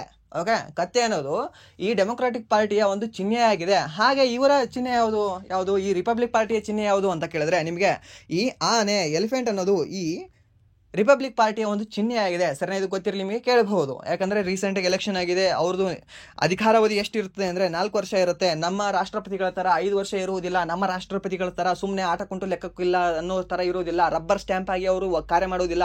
ಅವರೇ ಸರ್ವಾಧಿಕಾರವನ್ನು ತಗೊಳ್ತಾರೆ. ಎಲ್ಲದನ್ನು ಕೂಡ ನಾನೇ ಮಾಡ್ತೀನಿ ಅಂತ ನಿಲ್ತಾರೆ. ಓಕೆ, ಯಾಕಂದ್ರೆ ಅದು ಅಧ್ಯಕ್ಷೀಯ ಸರ್ಕಾರ ಇದೆ. ಅಲ್ಲಿ ಯಾವುದು ಅಧ್ಯಕ್ಷೀಯ ಸರ್ಕಾರ ಇದೆ? ಅಮೆರಿಕದಲ್ಲಿ ಅಧ್ಯಕ್ಷೀಯ ಸರ್ಕಾರ ಇದೆ. ನಮ್ಮಲ್ಲಿ ಯಾವುದಿದೆ? ಸಂಸದೀಯ ಸರ್ಕಾರ ಇದೆ. ಓಕೆ, ಸಂಸದೀಯ ಸರ್ಕಾರ ಇದೆ. ಇಲ್ಲಿ ಪ್ರಧಾನಮಂತ್ರಿ ಮತ್ತು ಅವನ ಈ ನೇತೃತ್ವದ ಮಂತ್ರಿ ಮಂಡಳಿಯೇ ಎಲ್ಲವೂ ಕೂಡ ಕಾರ್ಯನಿರ್ವಹಿಸ್ತದೆ. ಯಾರ ಹೆಸರಿನಲ್ಲಿ ಕಾರ್ಯನಿರ್ವಹಿಸ್ತದೆ? ಪ್ರೆಸಿಡೆಂಟ್ ಹೆಸರಲ್ಲಿ. ಸೊ ಅದಕ್ಕೆ ನಾವು ಏನಂತ ಕರಿತೀವಿ? ಪ್ರೆಸಿಡೆಂಟ್ ಅನ್ನ ರಬ್ಬರ್ ಸ್ಟ್ಯಾಂಪ್ ಅಂತ ಕರಿತೀವಿ. ಓಕೆ, ಉತ್ಸವ ಮೂರ್ತಿ ಅಂತ ಕರಿತೀವಿ. ಜಸ್ಟ್ ಆಟಕ್ಕುಂಟು ಲೆಕ್ಕಕ್ಕಿಲ್ಲ ಅನ್ನೋ ಹೆಸರದು. ಓಕೆ, ಬಟ್ ಆದರೂ ಕೂಡ ನಮ್ಮ ಭಾರತ ದೇಶದ ಮೊದಲ ಪ್ರಜೆ ಅಂತ ನಾವು ಯಾರನ್ನು ಹೇಳ್ತೀವಿ? ಭಾರತದ ರಾಷ್ಟ್ರಪತಿಗಳನ್ನ, ಸರಿನಾ? ಹಾಗೆ ರಾಜ್ಯದ ಮೊದಲ ಪ್ರಜೆ ಯಾರು? ಗವರ್ನರ್ಗಳು. ಹಾಗೆ ಈ BBMPಯ ಬೆಂಗಳೂರು ಮಹಾನಗರ ಪಾಲಿಕೆ ಇದೆ ಅಲ್ವಾ, ಅದರ ಒಂದು ಮೊದಲ ಪ್ರಜೆಗಳು ಯಾರು ಹೇಳ್ಬೋದಾ? ಮಹಾಪೌರರು, ಓಕೆ, ಮಹಾಪೌರರು ಅಂತ ಏನು ಕರಿತೀವಲ್ವಾ, ಆ ಮಹಾಪೌರರು ಅವರನ್ನು ನಾವು ಏನಂತ ಕರಿತೀವಿ ಅಂದರೆ ನಮ್ಮ BBMPಯ ಮೊದಲ ಪ್ರಜೆ ಅಂತ ಕರಿತೀವಿ. ಭಾರತದ ಮೊದಲ ಪ್ರಜೆ ರಾಷ್ಟ್ರಪತಿ, ಹಾಗೆ ರಾಜ್ಯದ ಮೊದಲ ಪ್ರಜೆ ಗವರ್ನರ್ಗಳು, ಹಾಗೆ ಈ BBMPಗಳು ಏನು ಬರ್ತಾವಲ್ವಾ ಮುನ್ಸಿಪಲ್ ಪಾರ್ಟಿಗಳು, ಆ ಮುನ್ಸಿಪಲ್ ಪಾರ್ಟಿಯ ಏರಿಯಾದಲ್ಲಿ ಮೊದಲ ಪ್ರಜೆ ಯಾರು ಅಂತ ಕೇಳಿದ್ರೆ ಮೇಯರೇ ಆಗಿರ್ತಾನೆ. ಓಕೆ, ಈ ಮಹಾಪೌರನೇ ಆಗಿರ್ತಾನೆ. ಸರಿ, ನನಗೆ ಗೊತ್ತಿರಲಿ ನಿಮಗೆ ಕೇಳಬಹುದು, ಪೌರರು ಅಲ್ಲ ಮಹಾಪೌರರು. ಸರಿಯಾ, ಇದು ಕಾನ್ಸೆಪ್ಟ್ ಕ್ಲಿಯರ್ ಇಲ್ಲಿ ನಿಮಗೆ ಕೇಳಬಹುದು. ಆ್ಯಂಡ್ ದೆನ್ ನೆಕ್ಸ್ಟ್ ಪ್ರಶ್ನೆ ಏನಿದೆ ಅಂದರೆ 2025ರ ಖೇಲೋ ಇಂಡಿಯಾ ಯೂತ್ ಗೇಮ್ಸ್ನ 7ನೇ ಆವೃತ್ತಿಯ ಆತಿಥ್ಯ ವಹಿಸಿರುವ ರಾಜ್ಯ ಯಾವುದು ಅಂತ ಕೇಳಿದ್ದಾನೆ. ಸೊ ಆಪ್ಷನ್ ಏನು ಕೊಟ್ಟಿದ್ದಾನೆ? Karnataka, option B Bihar, option C Jharkhand, ಹಾಗೆ ಆಪ್ಷನ್ ಡಿ ಏನಿದೆ ಅಂದರೆ ಮಹಾರಾಷ್ಟ್ರ ಅಂತ ಇದೆ. ಸರಿನಾ? ಸೊ ಇದಕ್ಕೆ ಸರಿಯಾದ ಉತ್ತರ ಯಾವುದಾಗುತ್ತೆ? ಇವಾಗ ಏನಾದರೂ ಕರ್ನಾಟಕ ಇತ್ತಂದರೆ ನಮ್ಗೆ ಗೊತ್ತಾಗಿರೋದು, ಯಾಕಂದರೆ ಕರ್ನಾಟಕ ಇತ್ತಂದರೆ ಸ್ವಲ್ಪ ಜಾಸ್ತಿ ನ್ಯೂಸಲ್ಲಿ ಇರುತ್ತೆ ಆ ಸ್ಟೇಟಲ್ಲಿ. ಬಟ್ ಇವಾಗ ನಮ್ಮ ಸ್ಟೇಟಲ್ಲಿ ನ್ಯೂಸಲ್ಲಿ ಇದೆಯಾ ಜಾಸ್ತಿ? ಇಲ್ಲ. ಸೊ ಹಾಗಾದರೆ ನಮ್ಮ ಕರ್ನಾಟಕದಲ್ಲಿ ಎಲ್ಲ ಇದು. ಬಟ್ ಇಲ್ಲಿ ಸರಿಯಾದ ಉತ್ತರ ಯಾವುದಾಗುತ್ತೆ ಅಂದರೆ ಆಪ್ಷನ್ ಬಿ ಬಿಹಾರ ಆಗುತ್ತೆ. ಓಕೆ, ಈ ಖೇಲೋ ಇಂಡಿಯಾ ಯೂತ್ ಗೇಮ್ಸ್ 7ನೇ ಆವೃತ್ತಿ ಆತಿಥ್ಯವನ್ನು ವಹಿಸ್ತಕ್ಕಂತಹ ಒಂದು ರಾಜ್ಯ ಯಾವುದು, ಹೋಸ್ಟ್ ಒಂದು ಸ್ಟೇಟ್ ಯಾವುದು ಅಂತ ನಿಮಗೆ ಏನಾದರೂ ಕೇಳಿದ್ರೆ ಬಿಹಾರ ರಾಜ್ಯವಾಗುತ್ತೆ. ಓಕೆ, ಇದು ಸರಿಯಾದ ಉತ್ತರ ಯಾವುದಾಗುತ್ತೆ ಅಂದರೆ ಆಪ್ಷನ್ ಬಿ ಬಿಹಾರ ಆಗುತ್ತೆ. So Khelo India Youth Games 7ನೇ ಆವೃತ್ತಿಯ ಆತಿಥ್ಯ ವಹಿಸಿರುವ ರಾಜ್ಯ ಯಾವುದು ಅಂದರೆ ಬಿಹಾರ. ಬಟ್ ಇವಾಗ ನಿಮಗೆ ಪ್ರಶ್ನೆ ಈ ರೀತಿ ಅಲ್ಲ, ಬೇರೆ ರೀತಿ ಕೇಳಬಹುದು. ಏನು ಅಂದರೆ ಬಿಹಾರದಲ್ಲಿ ನಡೀತಕ್ಕಂತಹ 2025ರ ಖೇಲೋ ಇಂಡಿಯಾ ಯೂತ್ ಗೇಮ್ಸ್ ಎಷ್ಟನೇ ಆವೃತ್ತಿಯಾಗಿತ್ತು ಅಂತ ಕೇಳಬಹುದು. ಅವಾಗೇನಂತ ಹೇಳಬೇಕಾಗುತ್ತೆ? 7ನೇ ಅಂತ ಹೇಳಬೇಕಾಗುತ್ತೆ. ಸೊ 7ನೇ ಆವೃತ್ತಿಯ ಖೇಲೋ ಇಂಡಿಯಾ ಯೂತ್ ಗೇಮ್ಸ್ ಯಾವ ವರ್ಷದಲ್ಲಿ ನಡೀತು ಅಂತ ಕೇಳಬಹುದು ನಿಮಗೆ. 2025ರಲ್ಲಿ ಅಂತ ಹೇಳಬೇಕಾಗುತ್ತೆ. ಸರಿನಾ? ಸೊ ಇದಕ್ಕೆ ಕ್ವಶನಲ್ಲಿ ನಿಮಗೆ ಅರ್ಧ ಆನ್ಸರ್ ಇರುತ್ತೆ, ಬೇರೆ ಬೇರೆ ಪ್ರಶ್ನೆಗಳಿಗೆ ಕೇಳಬಹುದು, ಬೇರೆ ಬೇರೆ ಎಕ್ಸಾಮಲ್ಲಿ ನಿಮ್ಗೆ ಕೇಳಬಹುದು. ಸರಿನಾ? ಸೊ ಅದಕ್ಕೆ ಜಸ್ಟ್ ಕ್ವಶನ್ ಮಾತ್ರ ಅಲ್ಲ, ಆನ್ಸರ್ ಮಾತ್ರ ಅಲ್ಲ, ಕ್ವಶನ್ ಕೂಡ ನೀವು ಸ್ವಲ್ಪ ಸರಿಯಾಗಿ ನೋಡ್ಕೊಳ್ಳಿ. ಓಕೆ, ಇದು ಗೊತ್ತಿರಲಿ ನಿಮಗೆ ಕೇಳಬಹುದು.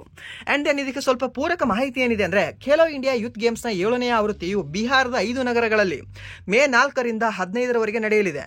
ನೀವೇನಾದರೂ SSC ಎಕ್ಸಾಮ್ ಓದ್ತಾ ಇದ್ರೆ ಇದನ್ನು ಕೂಡ ಓದ್ಕೊಳ್ರಪ್ಪ.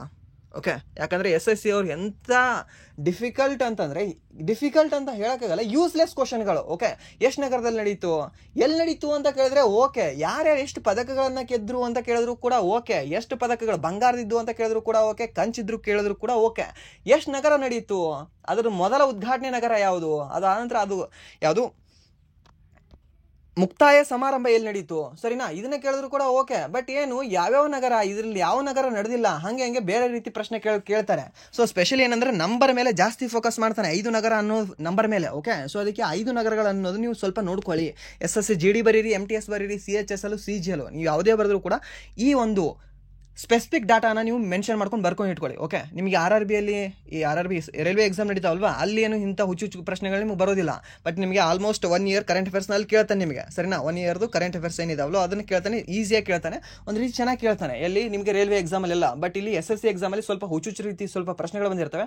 ಸೊ ಅದಕ್ಕೆ ಸ್ವಲ್ಪ ನಾವು ಕೂಡ ಸ್ವಲ್ಪ ಚೆನ್ನಾಗಿ ಓದ್ಕೊಳ್ಬೇಕಾಗುತ್ತೆ. ಇದನ್ನು ನೋಡ್ಕೊಳ್ಳಿ. ಆ್ಯಂಡ್ ದೆನ್ ಮೇ 4ರಿಂದ 15ರವರೆಗೆ ನಡೆಯಲಿದೆ ಯಾವುದು ಈ ಖೇಲೋ ಇಂಡಿಯಾ ಯೂತ್ ಗೇಮ್ಸ್. ಸರಿನಾ? ಸೊ ಇವಾಗ ಆಲ್ರೆಡಿ ಸ್ಟಾರ್ಟ್ ಆಗಿದೆ. ಅದೇ ತಿಂಗಳಲ್ಲಿ ಬಿಹಾರವು ಖೇಲೋ ಇಂಡಿಯಾ ಪ್ಯಾರಾ ಗೇಮ್ಸ್ ಅನ್ನು ಸಹ ಆಯೋಜಿಸುತ್ತದೆ. ಖೇಲೋ ಇಂಡಿಯಾ ಪ್ಯಾರಾ ಗೇಮ್ಸ್ ಅನ್ನು ಕೂಡ ಇದೇ ಬಿಹಾರ ರಾಜ್ಯವೇ ಆಯೋಜನೆ ಮಾಡ್ತಾ ಇದೆ. ಕ್ರೀಡಾ ಸಂಸ್ಕೃತಿಯನ್ನು ಹೆಚ್ಚಿಸಲು ಮತ್ತು ಒಲಿಂಪಿಕ್ಸ್ಗಾಗಿ ಯುವ ಪ್ರತಿಭೆಗಳನ್ನು ಗುರುತಿಸಲು ಖೇಲೋ ಇಂಡಿಯಾ ಉಪಕ್ರಮವನ್ನು 2018ರಲ್ಲಿ ಪ್ರಾರಂಭಿಸಲಾಯಿತು. ಇದು ಪ್ರತಿಭೆ ಅಭಿವೃದ್ಧಿಯನ್ನು ಉತ್ತೇಜಿಸಲು ಯುವ ವಿಶ್ವವಿದ್ಯಾಲಯ ಮತ್ತು ಚಳಿಗಾಲದ ಆಟಗಳನ್ನು ಒಳಗೊಂಡಿದೆ. ಇದು ಭಾರತದಾದ್ಯಂತ ಕ್ರೀಡಾ ಮೂಲಸೌಕರ್ಯವನ್ನು ನಿರ್ಮಿಸುವ ಮತ್ತು ನವೀಕರಿಸುವತ್ತ ಗಮನ ಹರಿಸುತ್ತದೆ. ಇದು ಗೊತ್ತಿರೋ ನಿಮಗೆ ಕೇಳಬಹುದು. ಖೇಲೋ ಇಂಡಿಯಾ ಯೂತ್ ಗೇಮ್ಸು ಹಾಗೆ ಪ್ಯಾರಾ ಯೂತ್ ಗೇಮ್ಸು ಕೂಡ ನಿಮಗೆ ಎರಡೂ ನಡೆಯೋದು ಎಲ್ಲಿ ಅಂದರೆ ಈ ಬಿಹಾರ ರಾಜ್ಯದಲ್ಲಿ ಎಷ್ಟು ನಗರಗಳಲ್ಲಿ ನಡೀತದೆ? 5 ನಗರಗಳಲ್ಲಿ ನಡೀತದೆ. ಯಾವ ತಿಂಗಳಲ್ಲಿ ನಡೆದಿದೆ? ಮೇ 4ರಿಂದ ಮೇ 15ರವರೆಗೂ ಮೇ ತಿಂಗಳಲ್ಲಿ ನಡೀತಿದೆ. ಸರಿ, ಇದು ಗೊತ್ತಿರಬೇಕು, ಕೇಳ್ತಾನೆ ನಿಮಗೆ. ಆ್ಯಂಡ್ ದೆನ್ ನೆಕ್ಸ್ಟ್ ಪ್ರಶ್ನೆ ಏನಿದೆ ಅಂದರೆ 3.2 ಮೀಟರ್ ಅಪರ್ಚರ್ ರೇಡಿಯೋ ಮತ್ತು millimetre wave telescope 3 gorges Antarctic I ಅನ್ನು ಯಾವ ದೇಶ ಪ್ರಾರಂಭಿಸಿದೆ ಅಂತ ಕೇಳಿದ್ದಾನೆ. ಯಾವುದು 3 ಗಾರ್ಜಸ್ ಅಂಟಾರ್ಟಿಕ್ ಐ ಅನ್ನೋದು ಯಾವ ದೇಶ ಪ್ರಾರಂಭಿಸಿದೆ ಹೇಳ್ಬೋದಾ? ಇದು ಏನಾಗಿದೆ? ಫಸ್ಟ್ ಆಫ್ ಆಲ್ ಈ 3 ಗಾರ್ಜಸ್ ಅಂಟಾರ್ಟಿಕ್ ಐ ಅನ್ನೋದು ಏನಾಗಿದೆ ಅಂತ ಕೇಳಿದ್ರೆ ನಿಮಗೆ ಇದೊಂದು ಅಪರ್ಚರ್ ರೇಡಿಯೋ ಮತ್ತು ಮಿಲಿಮೀಟರ್ ವೇವ್ ಟೆಲಿಸ್ಕೋಪ್ ಆಗಿದೆ. ಯಾವುದು ಈ 3 ಗಾರ್ಜಸ್ ಅಂಟಾರ್ಟಿಕ್ ಐ ಅನ್ನೋದು. ಸರಿನಾ? ಯಾವ ದೇಶ ಅಭಿವೃದ್ಧಿಪಡಿಸಿದೆ ಅಂತ ಕೇಳೋದಾದ್ರೆ ಯುನೈಟೆಡ್ ಸ್ಟೇಟ್ಸ್, ಭಾರತ, ರಷ್ಯಾ ಮತ್ತು ಚೀನಾ ಅಂತ ಹೇಳೋದಾದ್ರೆ ಇದಕ್ಕೆ ಸರಿಯಾದ ಉತ್ತರ ಆಪ್ಷನ್ ಎ ಚೀನಾ. ಸರಿನಾ? ಸೊ ಈ ರೀತಿ 3 ಗಾರ್ಜಸ್ಸು ಸ್ವಲ್ಪ ಸ್ಪೆಷಲ್ ಆಗಿ ಮಾಡೋರು ಯಾರು ಅಂದರೆ ಚೀನಾದವರೇ. ಸರಿನಾ? ಸೊ ಚೀನಾದವರು ಎಷ್ಟು ಬುದ್ಧಿವಂತರಿದ್ದಾರೆ ಅಂದರೆ, ನಾನು ಚೀನಾದ ಹೇಳಬೇಕು ಅಂದರೆ ಒಂದು ರೀತಿ ನನಗೆ ಚೀನಾದಂದರೆ ಒಂದು ರೀತಿ ಇಂಟ್ರೆಸ್ಟ್. ಯಾಕೆಂದರೆ ಪ್ರತಿಯೊಂದು ಕೂಡ ಅವರು ನನ್ನದೇ ಇರಲಿ, ನನ್ನ ಸ್ವಂತದೇ ಇರಲಿ ಅಂತ ಅವ್ರು ಬಯಸ್ತಾರೆ. ಸರಿನಾ? ಸರ್ ಇಲ್ಲ ಸರ್ ನಿಮಗೆ ಭಾರತದ ಮೇಲೆ ಅಭಿಮಾನ ಇಲ್ಲ. ಇರ್ಬೋದೇನೋ ನನಗೆ. ಓಕೆ, ಭಾರತದ ಮೇಲೆ ನನಗೆ ಅಭಿಮಾನ ಇರಬಹುದು, ಇಲ್ಲದೇನೂ ಇರಬಹುದು. ಬಟ್ ನನಗೆ ಏನು ಅಂದರೆ ಇವಾಗ ಮುಂದುವರಿತಕ್ಕಂತಹ ಒಂದು ರಾಷ್ಟ್ರಗಳಿಂದಾವಲ್ವಾ ಅವಕ್ಕೆ ನಮಗೆ ಅಪ್ರಿಷಿಯೇಟ್ ಕೂಡ ಇರಬೇಕು, ಅವರಿಂದ ನಮಗೆ ಕಲಿಯೋದು ಕೂಡ ಒಂದು ಇರಬಹುದು. ಓಕೆ, ಸೊ ಏನು ಅಂದರೆ ಇವಾಗ ನಾವು ಭಾರತೀಯರಲ್ಲಿ ನಾವು ಯಾವುದನ್ನ ಯೂಸ್ ಮಾಡ್ತಾ ಇದ್ದೀವಿ, ಇವಾಗ ಯೂಟ್ಯೂಬನ್ನು ಯೂಸ್ ಮಾಡ್ತಿದ್ದೀವಿ. ಯಾವ ದೇಶದಿದೆ ಇದು ಯೂಟ್ಯೂಬು? ಇವಾಗ ಕ್ಲಾಸ್ನ ಕೇಳ್ತಾ ಇದ್ದೀರಿ. ಓಕೆ, ಸೊ ಇದು ಯೂಟ್ಯೂಬ್ ಕ್ಲಾಸ್ ಕೇಳ್ತಾ ಇದ್ದೀರಿ. ಯಾವ ದೇಶದ ಯೂಟ್ಯೂಬು ಒಡೆತನ ಹೊಂದಿದೆ ಅಂದರೆ ಅಮೇರಿಕಾದ ಒಡೆತನ ಹೊಂದಿದೆ. WhatsApp again America, Google so again America. Okay, ಅಲ್ಫಾಬೆಟು ಅದು ಅಮೇರಿಕನೇ ಬರ್ತದೆ ನಿಮಗೆ, ಸರಿನಾ. ಕ್ರೋಮ್ ನಿಮಗೆ ಅದು again America, Facebook again America, ಸರಿನಾ. ಸೊ ಈ ಟೆಲಿಗ್ರಾಮು ಅಗೇನ್ ಅಮೇರಿಕಾ, ಸರಿನಾ. ಸೊ ಎಲ್ಲವೂ ಕೂಡ ನಿಮಗೆ ಅಮೇರಿಕಾದ ಒಡೆತನ ಹೊಂದಿರತಕ್ಕಂತಹ ಒಂದು ಆ್ಯಪ್ಗಳನ್ನೇ, ಎಲ್ಲ ಒಂದು ಡಿಜಿಟಲ್ ಮಾರ್ಕೆಟಿಂಗ್ನೇ ನಾವು ಯೂಸ್ ಮಾಡ್ತಾ ಇದ್ದೀವಿ, ಸರಿನಾ. ಡಿಜಿಟಲ್ ನಾವು ಎಲ್ಲ ಯೂಸ್ ಮಾಡ್ತಾ ಇರೋದು ಅಮೇರಿಕದ್ದೇ. ಬಟ್ ಈ ಚೀನಾದವ್ರು ಏನಿದ್ದಾರೆ ಗೊತ್ತಾ, ಸೊ ಪ್ರತಿಯೊಂದಕ್ಕೂ ಕೂಡ ಅವ್ರದ್ದೇ ಇದೆ ರೀ. ಓಕೆ, ಈ ಇನ್ಸ್ಟಾಗ್ರಾಮ್ ಅವ್ರದ್ದೇ ಯೂಸ್ ಮಾಡಲ್ಲ, ಸಾರಿ ಈ ಅಮೇರಿಕಾದ ಇನ್ಸ್ಟಾಗ್ರಾಮ್ ಯೂಸ್ ಮಾಡಲ್ಲ, ಮೆಟಾ ಯೂಸ್ ಮಾಡಲ್ಲ ಅವರು. ಅವ್ರದ್ದೇ ಚೀನಾದೇ ಒಂದು ಇನ್ಸ್ಟಾಗ್ರಾಮ್ ಇದೆ, ಸಪ್ರೇಟ್ ಇನ್ಸ್ಟಾಗ್ರಾಮ್ ಇದೆ. ಟಿಕ್ಟಾಕ್ ಓಕೆ ಅವ್ರದ್ದೇ ಸ್ವಂತ ಇದೆ ಬಿಡಿ, ಅದು ಟಿಕ್ಟಾಕು ಅದು ಬೇರೆ ದೇಶದಲ್ಲರೂ ಯೂಸ್ ಮಾಡ್ತಾರೆ. ಬಟ್ ಆ ಟಿಕ್ಟಾಕನ್ನು ಅವ್ರದ್ದೇ ಇದೆ, ಸೊ ಅಂತ ಅವ್ರು ಯೂಸ್ ಮಾಡ್ತಾರೆ. ಈ ಫೇಸ್ಬುಕ್ ಕೂಡ ಅವ್ರದ್ದೇ ಸ್ವಂತವಾಗಿದೆ. ಹಾಗೆ ಈ ಯೂಟ್ಯೂಬ್ ಏನಿದೆ ಅಲ್ವಾ, ಯೋಕೋ ಅಂತ ಏನೋ ಬರುತ್ತೆ ಅನಿಸುತ್ತೆ ಅದು. ಸೊ ಆ ಆ್ಯಪ್ ನಿಮಗೆ ಪ್ಲೇಸ್ಟೋರಲ್ಲಿ ಸಿಗ್ಬೋದು. ಬಟ್ ನಿಮ್ಮಲ್ಲಿ ಏನಂದರೆ ನೆಟ್ವರ್ಕ್ ಬರಲ್ಲ. ಇಲ್ಲಿ ನಾನು ಕೂಡ ಅದನ್ನು ಟ್ರೈ ಮಾಡಿದ್ದೀನಿ, ಬಟ್ ನೆಟ್ವರ್ಕ್ ಬರಲ್ಲ. ನೆಟ್ಫ್ಲಿಕ್ಸ್ ಕೂಡ ನಿಮಗೆ ಚೀನಾದಲ್ಲಿ ಕಂಡುಬರಲ್ಲ, ಎಲ್ಲವೂ ಕೂಡ ಬ್ಯಾನ್ ಇದೆ. ಸೊ ಪ್ರಪಂಚದ ಬೇರೆ ದೇಶಗಳಲ್ಲಿ ನಮ್ಮ ಮಾಹಿತಿ ಲೀಕ್ ಆಗ್ತದೆ ಅಂತ ಅವ್ರು ಯಾವುದನ್ನು ಕೂಡ ಬಳಸಲ್ಲ. ಸೊ ಅವ್ರದೇ ಸ್ಪೆಷಲ್ ಆಗಿರ್ತಕ್ಕಂಥ ಒಂದು ಕ್ರಿಯೇಚರ್ಗಳನ್ನು ಅವ್ರು ಬಳಸ್ತಾರೆ. ಸರಿನಾ, ಇದು ಗೊತ್ತಿರೋ ಕೇಳಬಹುದು. ಸೊ ಈ ರೀತಿ ಎಲ್ಲವೂ ಕೂಡ. ಬಟ್ ಹಾಗೆ ನೆಕ್ಸ್ಟ್ ಪ್ರಶ್ನೆ ಏನಿದೆ ಅಂದರೆ, ಯಾವ ರಾಜ್ಯ ಸರ್ಕಾರವು 2 ಹರಪ್ಪ ತಾಣಗಳಾದ ಟಿಗ್ರಾನ ಮತ್ತು ಮಿತಾಥಾಲ್ಯನ್ನು ಪುರಾತತ್ವ ತಾಣಗಳಾಗಿ ಘೋಷಿಸಿದೆ ಅಂತ ಕೇಳಿದ್ದಾನೆ. ಯಾವೆರಡು ನಗರಗಳನ್ನು ಪುರಾತತ್ವ ನಗರಗಳಾಗಿ ಘೋಷಣೆ ಮಾಡಿದೆ ಈ ಒಂದು ರಾಜ್ಯ ಅಂತ ಕೇಳಿದ್ರೆ, ಟಿಗ್ರಾನ ಮತ್ತು ಮಿತಾಥಾಲ್. ಆ ರಾಜ್ಯ ಯಾವುದು? Haryana, option B Gujarat, option C Rajasthan, option D Tamil Nadu, ಸರಿನಾ. ಸೊ ಹರಪ್ಪ ತಾಣಗಳು ಅಂತ ಬಂದರೆ ತಮಿಳುನಾಡು ಬರೋದೇ ಇಲ್ಲ. ಸೊ ಇದು ಹೋಯ್ತು, ಆಪ್ಷನ್ನಿಂದ ಹೋಯ್ತು. ಬಟ್ ಈ ಮೂರರಲ್ಲಿ ಯಾವುದು ಅಂತ ನಿಮ್ಗೆ ಏನಾದರೂ ಕೇಳಿದ್ರೆ ಆಪ್ಷನ್ ಎ ಹರಿಯಾಣ, ಸರಿನಾ. ಸೊ ಹರಿಯಾಣದಲ್ಲಿ ಟಿಗ್ರಾನ ಮತ್ತು ಮಿತಾಥಾಲ್ ಅನ್ನುವ 2 ನಗರಗಳನ್ನು ಪುರಾತತ್ವ ತಾಣಗಳನ್ನಾಗಿ ಘೋಷಣೆ ಮಾಡಿದ್ದಾರೆ, ಸರಿನಾ. ಸೊ ಯಾರು? ಹರಿಯಾಣ ರಾಜ್ಯ ಸರ್ಕಾರದವರು. ಇದು ನಿಮಗೆ ಕೇಳಬಹುದು, important question, most important and most expected question ಯಾವುದು ಅಂದರೆ ಈ ಕ್ವಶನ್ ನೋಡಿ ನಿಮಗೆ, ಸರಿನಾ. ಸೊ ಈ ಊರುಗಳ ಹೆಸರು ನೆನ್ಪಿಟ್ಕೊಳ್ಳಿ. ಯಾವುದು? ಈ ಟಿಗ್ರಾನ ಮತ್ತು ಮಿತಾಥಾಲ್ ಅನ್ನೋದು ಯಾವ ರಾಜ್ಯದಲ್ಲಿ ಕಂಡುಬರ್ತದೆ ಅಂತ ಕೇಳಿದ್ರೆ ಹರಿಯಾಣ ರಾಜ್ಯದಲ್ಲಿ. ಹರಿಯಾಣ ರಾಜ್ಯದಲ್ಲಿ ಈಗಾಗಲೇ ಒಂದು ಹರಪ್ಪ ತಾಣ ಇದೆ. ಯಾವುದದು ಹೇಳಿ ನೋಡೋಣ? ಬನವಾಲಿ. ಓಕೆ, ಬನವಾಲಿ ಮತ್ತು ರಾಖಿಗರ್ ಎನ್ನುವ 2 ತಾಣಗಳೇನಿದಾವಲ್ವಾ, ಇವಾಗಲೇ ನಿಮಗೆ ಮೇಜರ್ ತಾಣಗಳಾಗಿದ್ದಾವೆ. ಎಲ್ಲಿ? ಈ ಹರಿಯಾಣದಲ್ಲಿ ಬೇರೆ ಬೇರೆ ತಾಣಗಳು ಕಂಡು ಬರ್ತವೆ, ಬಟ್ ಮೇಜರ್ ತಾಣಗಳನ್ನ ನಾನು ಹೇಳ್ತಾ ಇದ್ದೀನಿ. ಬಟ್ ಆ 2 ಮೇಜರ್ ತಾಣಗಳನ್ನು ಹೊರತುಪಡಿಸಿ ರೀಸೆಂಟ್ ಆಗಿರೋದು ಕೂಡ ನಿಮಗೆ ಮೇಜರ್ ಅಂತ ಕನ್ಸಿಡರ್ ಆಗುತ್ತೆ. ಯಾವುದು? ಒಂದು ಟಿಗ್ರಾನ ಮತ್ತು ಮಿತಾಥಾಲ್ ಅನ್ನುವುದು, ಸರಿನಾ. ಇವೆರಡು ಒಂದು ಹರಪ್ಪ ತಾಣಗಳು ಯಾವೊಂದು ರಾಜ್ಯದಲ್ಲಿ ಕಂಡುಬರ್ತವೆ ಅಂದರೆ ಹರಿಯಾಣ ರಾಜ್ಯದಲ್ಲಿ ಕಂಡುಬರ್ತವೆ, ಸರಿನಾ. ಸೊ ಈಗ ಸ್ವಲ್ಪ ಪೂರಕ ಮಾಹಿತಿ ಏನಿದೆ ಅಂದರೆ, ಹರಿಯಾಣ ಸರ್ಕಾರವು ಭಿವಾನಿ ಜಿಲ್ಲೆಯ ಟಿಗ್ರಾನ ಮತ್ತು ಮಿತಾಥಾಲ್ ಅನ್ನು ಸಂರಕ್ಷಿತ ಸ್ಮಾರಕಗಳು ಮತ್ತು ಪುರಾತತ್ವ ಸ್ಥಳಗಳೆಂದು ಘೋಷಿಸಿದೆ.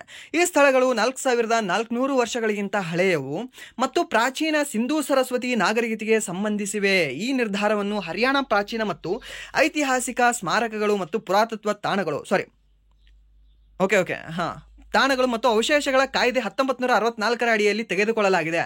ಮಿತಾಥಾಲ್ನಲ್ಲಿರುವ 10 ಎಕರೆ ಪ್ರದೇಶವನ್ನು ಈಗ ಅಧಿಕೃತವಾಗಿ ಅದರ ಐತಿಹಾಸಿಕ ಪ್ರಾಮುಖ್ಯತೆಗಾಗಿ ಸಂರಕ್ಷಿಸಲಾಗುವುದು. ಈ ಕ್ರಮವು ಪ್ರದೇಶದ ಆರಂಭಿಕ ನಾಗರಿಕತೆಯನ್ನು ರಕ್ಷಿಸಲು ಮತ್ತು ಅಧ್ಯಯನ ಮಾಡಲು ಮತ್ತು ಪರಂಪರೆಯ ಜಾಗೃತಿಯನ್ನು ಉತ್ತೇಜಿಸಲು ಸಹಾಯ ಮಾಡುತ್ತದೆ.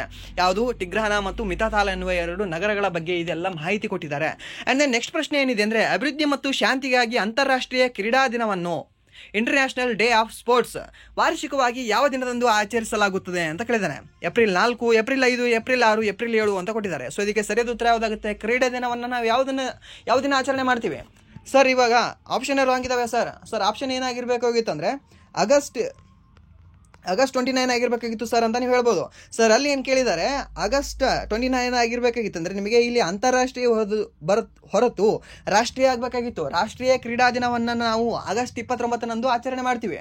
ಬಟ್ ಅಂತಾರಾಷ್ಟ್ರೀಯ ಕ್ರೀಡಾ ದಿನವನ್ನಾಗಿ ನಾವು ಯಾವ ದಿನವನ್ನಾಗಿ ಆಚರಣೆ ಮಾಡ್ತೀವಿ ಅಂತ ಕೇಳಿದ್ರೆ, ಯಾವ ದಿನದಲ್ಲಿ ಆಚರಣೆ ಮಾಡ್ತೀವಿ ಅಂದರೆ ಏಪ್ರಿಲ್ 6ರಂದು, ಸರಿನಾ. ಕನ್ಫ್ಯೂಷನ್ ಆಗಬೇಡಿ, ಅಂತಾರಾಷ್ಟ್ರೀಯ ಕ್ರೀಡಾ ದಿನವೇ ಬೇರೆ, ಹಾಗೆ ರಾಷ್ಟ್ರೀಯ ಕ್ರೀಡಾ ದಿನವೇ ಬೇರೆ.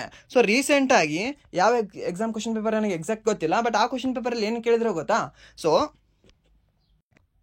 ಅಂತಾರಾಷ್ಟ್ರೀಯ ಯುವ ದಿನವನ್ನಾಗಿ ನಾವು ಯಾವ ದಿನವನ್ನಾಗಿ ಆಚರಣೆ ಮಾಡ್ತೀವಿ ಅಂತ ಕೇಳಿದ್ದಾನೆ. ಅಂತಾರಾಷ್ಟ್ರೀಯ ಯುವ ದಿನ ಯಾವುದು ಅಂತ. ಅಂತಾರಾಷ್ಟ್ರೀಯ ಯುವ ದಿನ ಆಪ್ಷನ್ ಏನು ಕೊಟ್ಟಿದ್ದಾನೆ? ಆಪ್ಷನ್ ಏನೇ ಜನವರಿ 12 ಅಂತ ಕೊಟ್ಟಿದ್ದಾನೆ, ಸರಿನಾ. ಜನವರಿ 12 ಅಂತ ಆಪ್ಷನ್ ಎ ಇದೆ. ಆಪ್ಷನ್ ಬಿ ಏನಿದಾವೆ? ಬೇರೆ ಬೇರೆ ಇದಾವೆ. ಹಾಗೆ ಅಲ್ಲಿ ಒಂದು ಆಪ್ಷನ್ ಯಾವುದಿದೆ ಅಂದರೆ ಆಗಸ್ಟ್ 12 ಕೂಡ ಇದೆ, ಸರಿನಾ. ಈ ಆಗಸ್ಟ್ 12 ಏನಿದೆ ಅಲ್ವಾ, ಅಂತಾರಾಷ್ಟ್ರೀಯ ಯುವ ದಿನವಾಗಿದೆ. ಸರಿನಾ. ಅಂತಾರಾಷ್ಟ್ರೀಯ ಯೂತ್ ಡೇ ಯಾವಾಗ ಅಂದರೆ ನಿಮಗೆ international youth day August 12. But national youth day ಯಾವುದು ಅಂದರೆ ನಿಮಗೆ ಜನವರಿ 12. ಯಾಕೆಂದರೆ ಸ್ವಾಮಿ ವಿವೇಕಾನಂದರ ಹುಟ್ಟಿದಲ್ಲಿ ನಮ್ಮ ಭಾರತದಲ್ಲಿ. ಸೊ ಅದಕ್ಕೆ ನಾವು ಏನಂತ ಆಚರಣೆ ಮಾಡ್ತೀವಿ, ಜನವರಿ 12 ನಮ್ಮ ಭಾರತೀಯ ಯೂತ್ ದಿನ, ನಮ್ಮ ಭಾರತೀಯ ಯುವಕರ ದಿನವನ್ನಾಗಿ ನಾವು ಆಚರಣೆ ಮಾಡ್ತೀವಿ. ಸರಿನಾ. ಸೊ ಯುವತಿಯರು ಹೌದು ಅವರು ಕೂಡ ಬರ್ತಾರೆ. ಸರಿನಾ. ಜಸ್ಟ್ ಯೂತ್ಸ್ ಅಂತ ಮೆನ್ಷನ್ ಮಾಡಬೇಕಾಗುತ್ತೆ. ಸರಿನಾ. ಸೊ ಆ ಯೂತ್ಸ್ ಡೇ ಯಾವುದು ನ್ಯಾಷನಲ್ ಅಂದರೆ ಜನವರಿ 12. ಬಟ್ ಇಂಟರ್ನ್ಯಾಷನಲ್ ಯೂತ್ಸ್ ಡೇ ಯಾವಾಗ ಬರುತ್ತೆ, ಆಗಸ್ಟ್ 12. ಸೊ ಈ ರೀತಿ ನ್ಯಾಷನಲ್ ಬೇರೆ ಆಗುತ್ತೆ, ಇಂಟರ್ನ್ಯಾಷನಲ್ ಬೇರೆ ಆಗುತ್ತೆ. ಸೊ ಅದಕ್ಕೆ ಏನು ಮಾಡ್ಕೊಳ್ಳಿ, ಜಾಸ್ತಿ ನಿಮಗೆ ಈ ಮಹಿಳಾ ದಿನಾಚರಣೆ ಯಾವಾಗಿದೆ ರೀ, ಮಹಿಳಾ ದಿನಾಚರಣೆ ಮಾರ್ಚ್ 8 ಇದೆ. ಓಕೆ, ಮಾರ್ಚ್ 8 ಇದೆ. ಇದು ಮಹಿಳಾ ದಿನಾಚರಣೆ ಅಥವಾ ಅಲ್ವಾ? ಕ್ವಶನ್ ನಂದು ಕರೆಕ್ಟ್ ಆಗಿದೆ ಅಥವಾ ಇಲ್ವಾ? ಕ್ವಶನೇ ಕರೆಕ್ಟ್ ಆಗಿಲ್ಲ ನಂದು. ಯಾಕೆಂದ್ರೆ ನಾನು ಕೇಳಬೇಕಾಗಿತ್ತು ಇದು ಅಂತಾರಾಷ್ಟ್ರೀಯ ಮಹಿಳಾ ದಿನಾಚರಣೆ ಯಾವಾಗ ಆಚರಣೆ ಮಾಡ್ತಾರೆ ಅಂತ. ಅಂತಾರಾಷ್ಟ್ರೀಯ ಮಹಿಳಾ ದಿನಾಚರಣೆ ಅಂದರೆ ಮಾರ್ಚ್ 8. ಬಟ್ ರಾಷ್ಟ್ರೀಯ ಮಹಿಳಾ ದಿನಾಚರಣೆ ಅಂತ ಕೇಳಿದಾಗ ನಾವು ಏನಂತ ಹೇಳಬೇಕಾಗುತ್ತೆ, ಫೆಬ್ರವರಿ 13 ಅಂತ ಹೇಳಬೇಕಾಗುತ್ತೆ.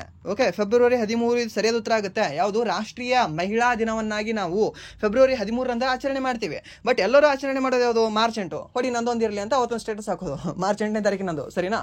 ಬಟ್ ಮಾರ್ಚ್ 8 ಕೂಡ ನಾವು ಸೆಲೆಬ್ರೇಟ್ ಮಾಡಲಿ, ಅದಕ್ಕಿಂತ ಮುಖ್ಯವಾಗಿ ಫೆಬ್ರವರಿ 13 ಕೂಡ ಸೆಲೆಬ್ರೇಟ್ ಮಾಡಬೇಕಲ್ವಾ?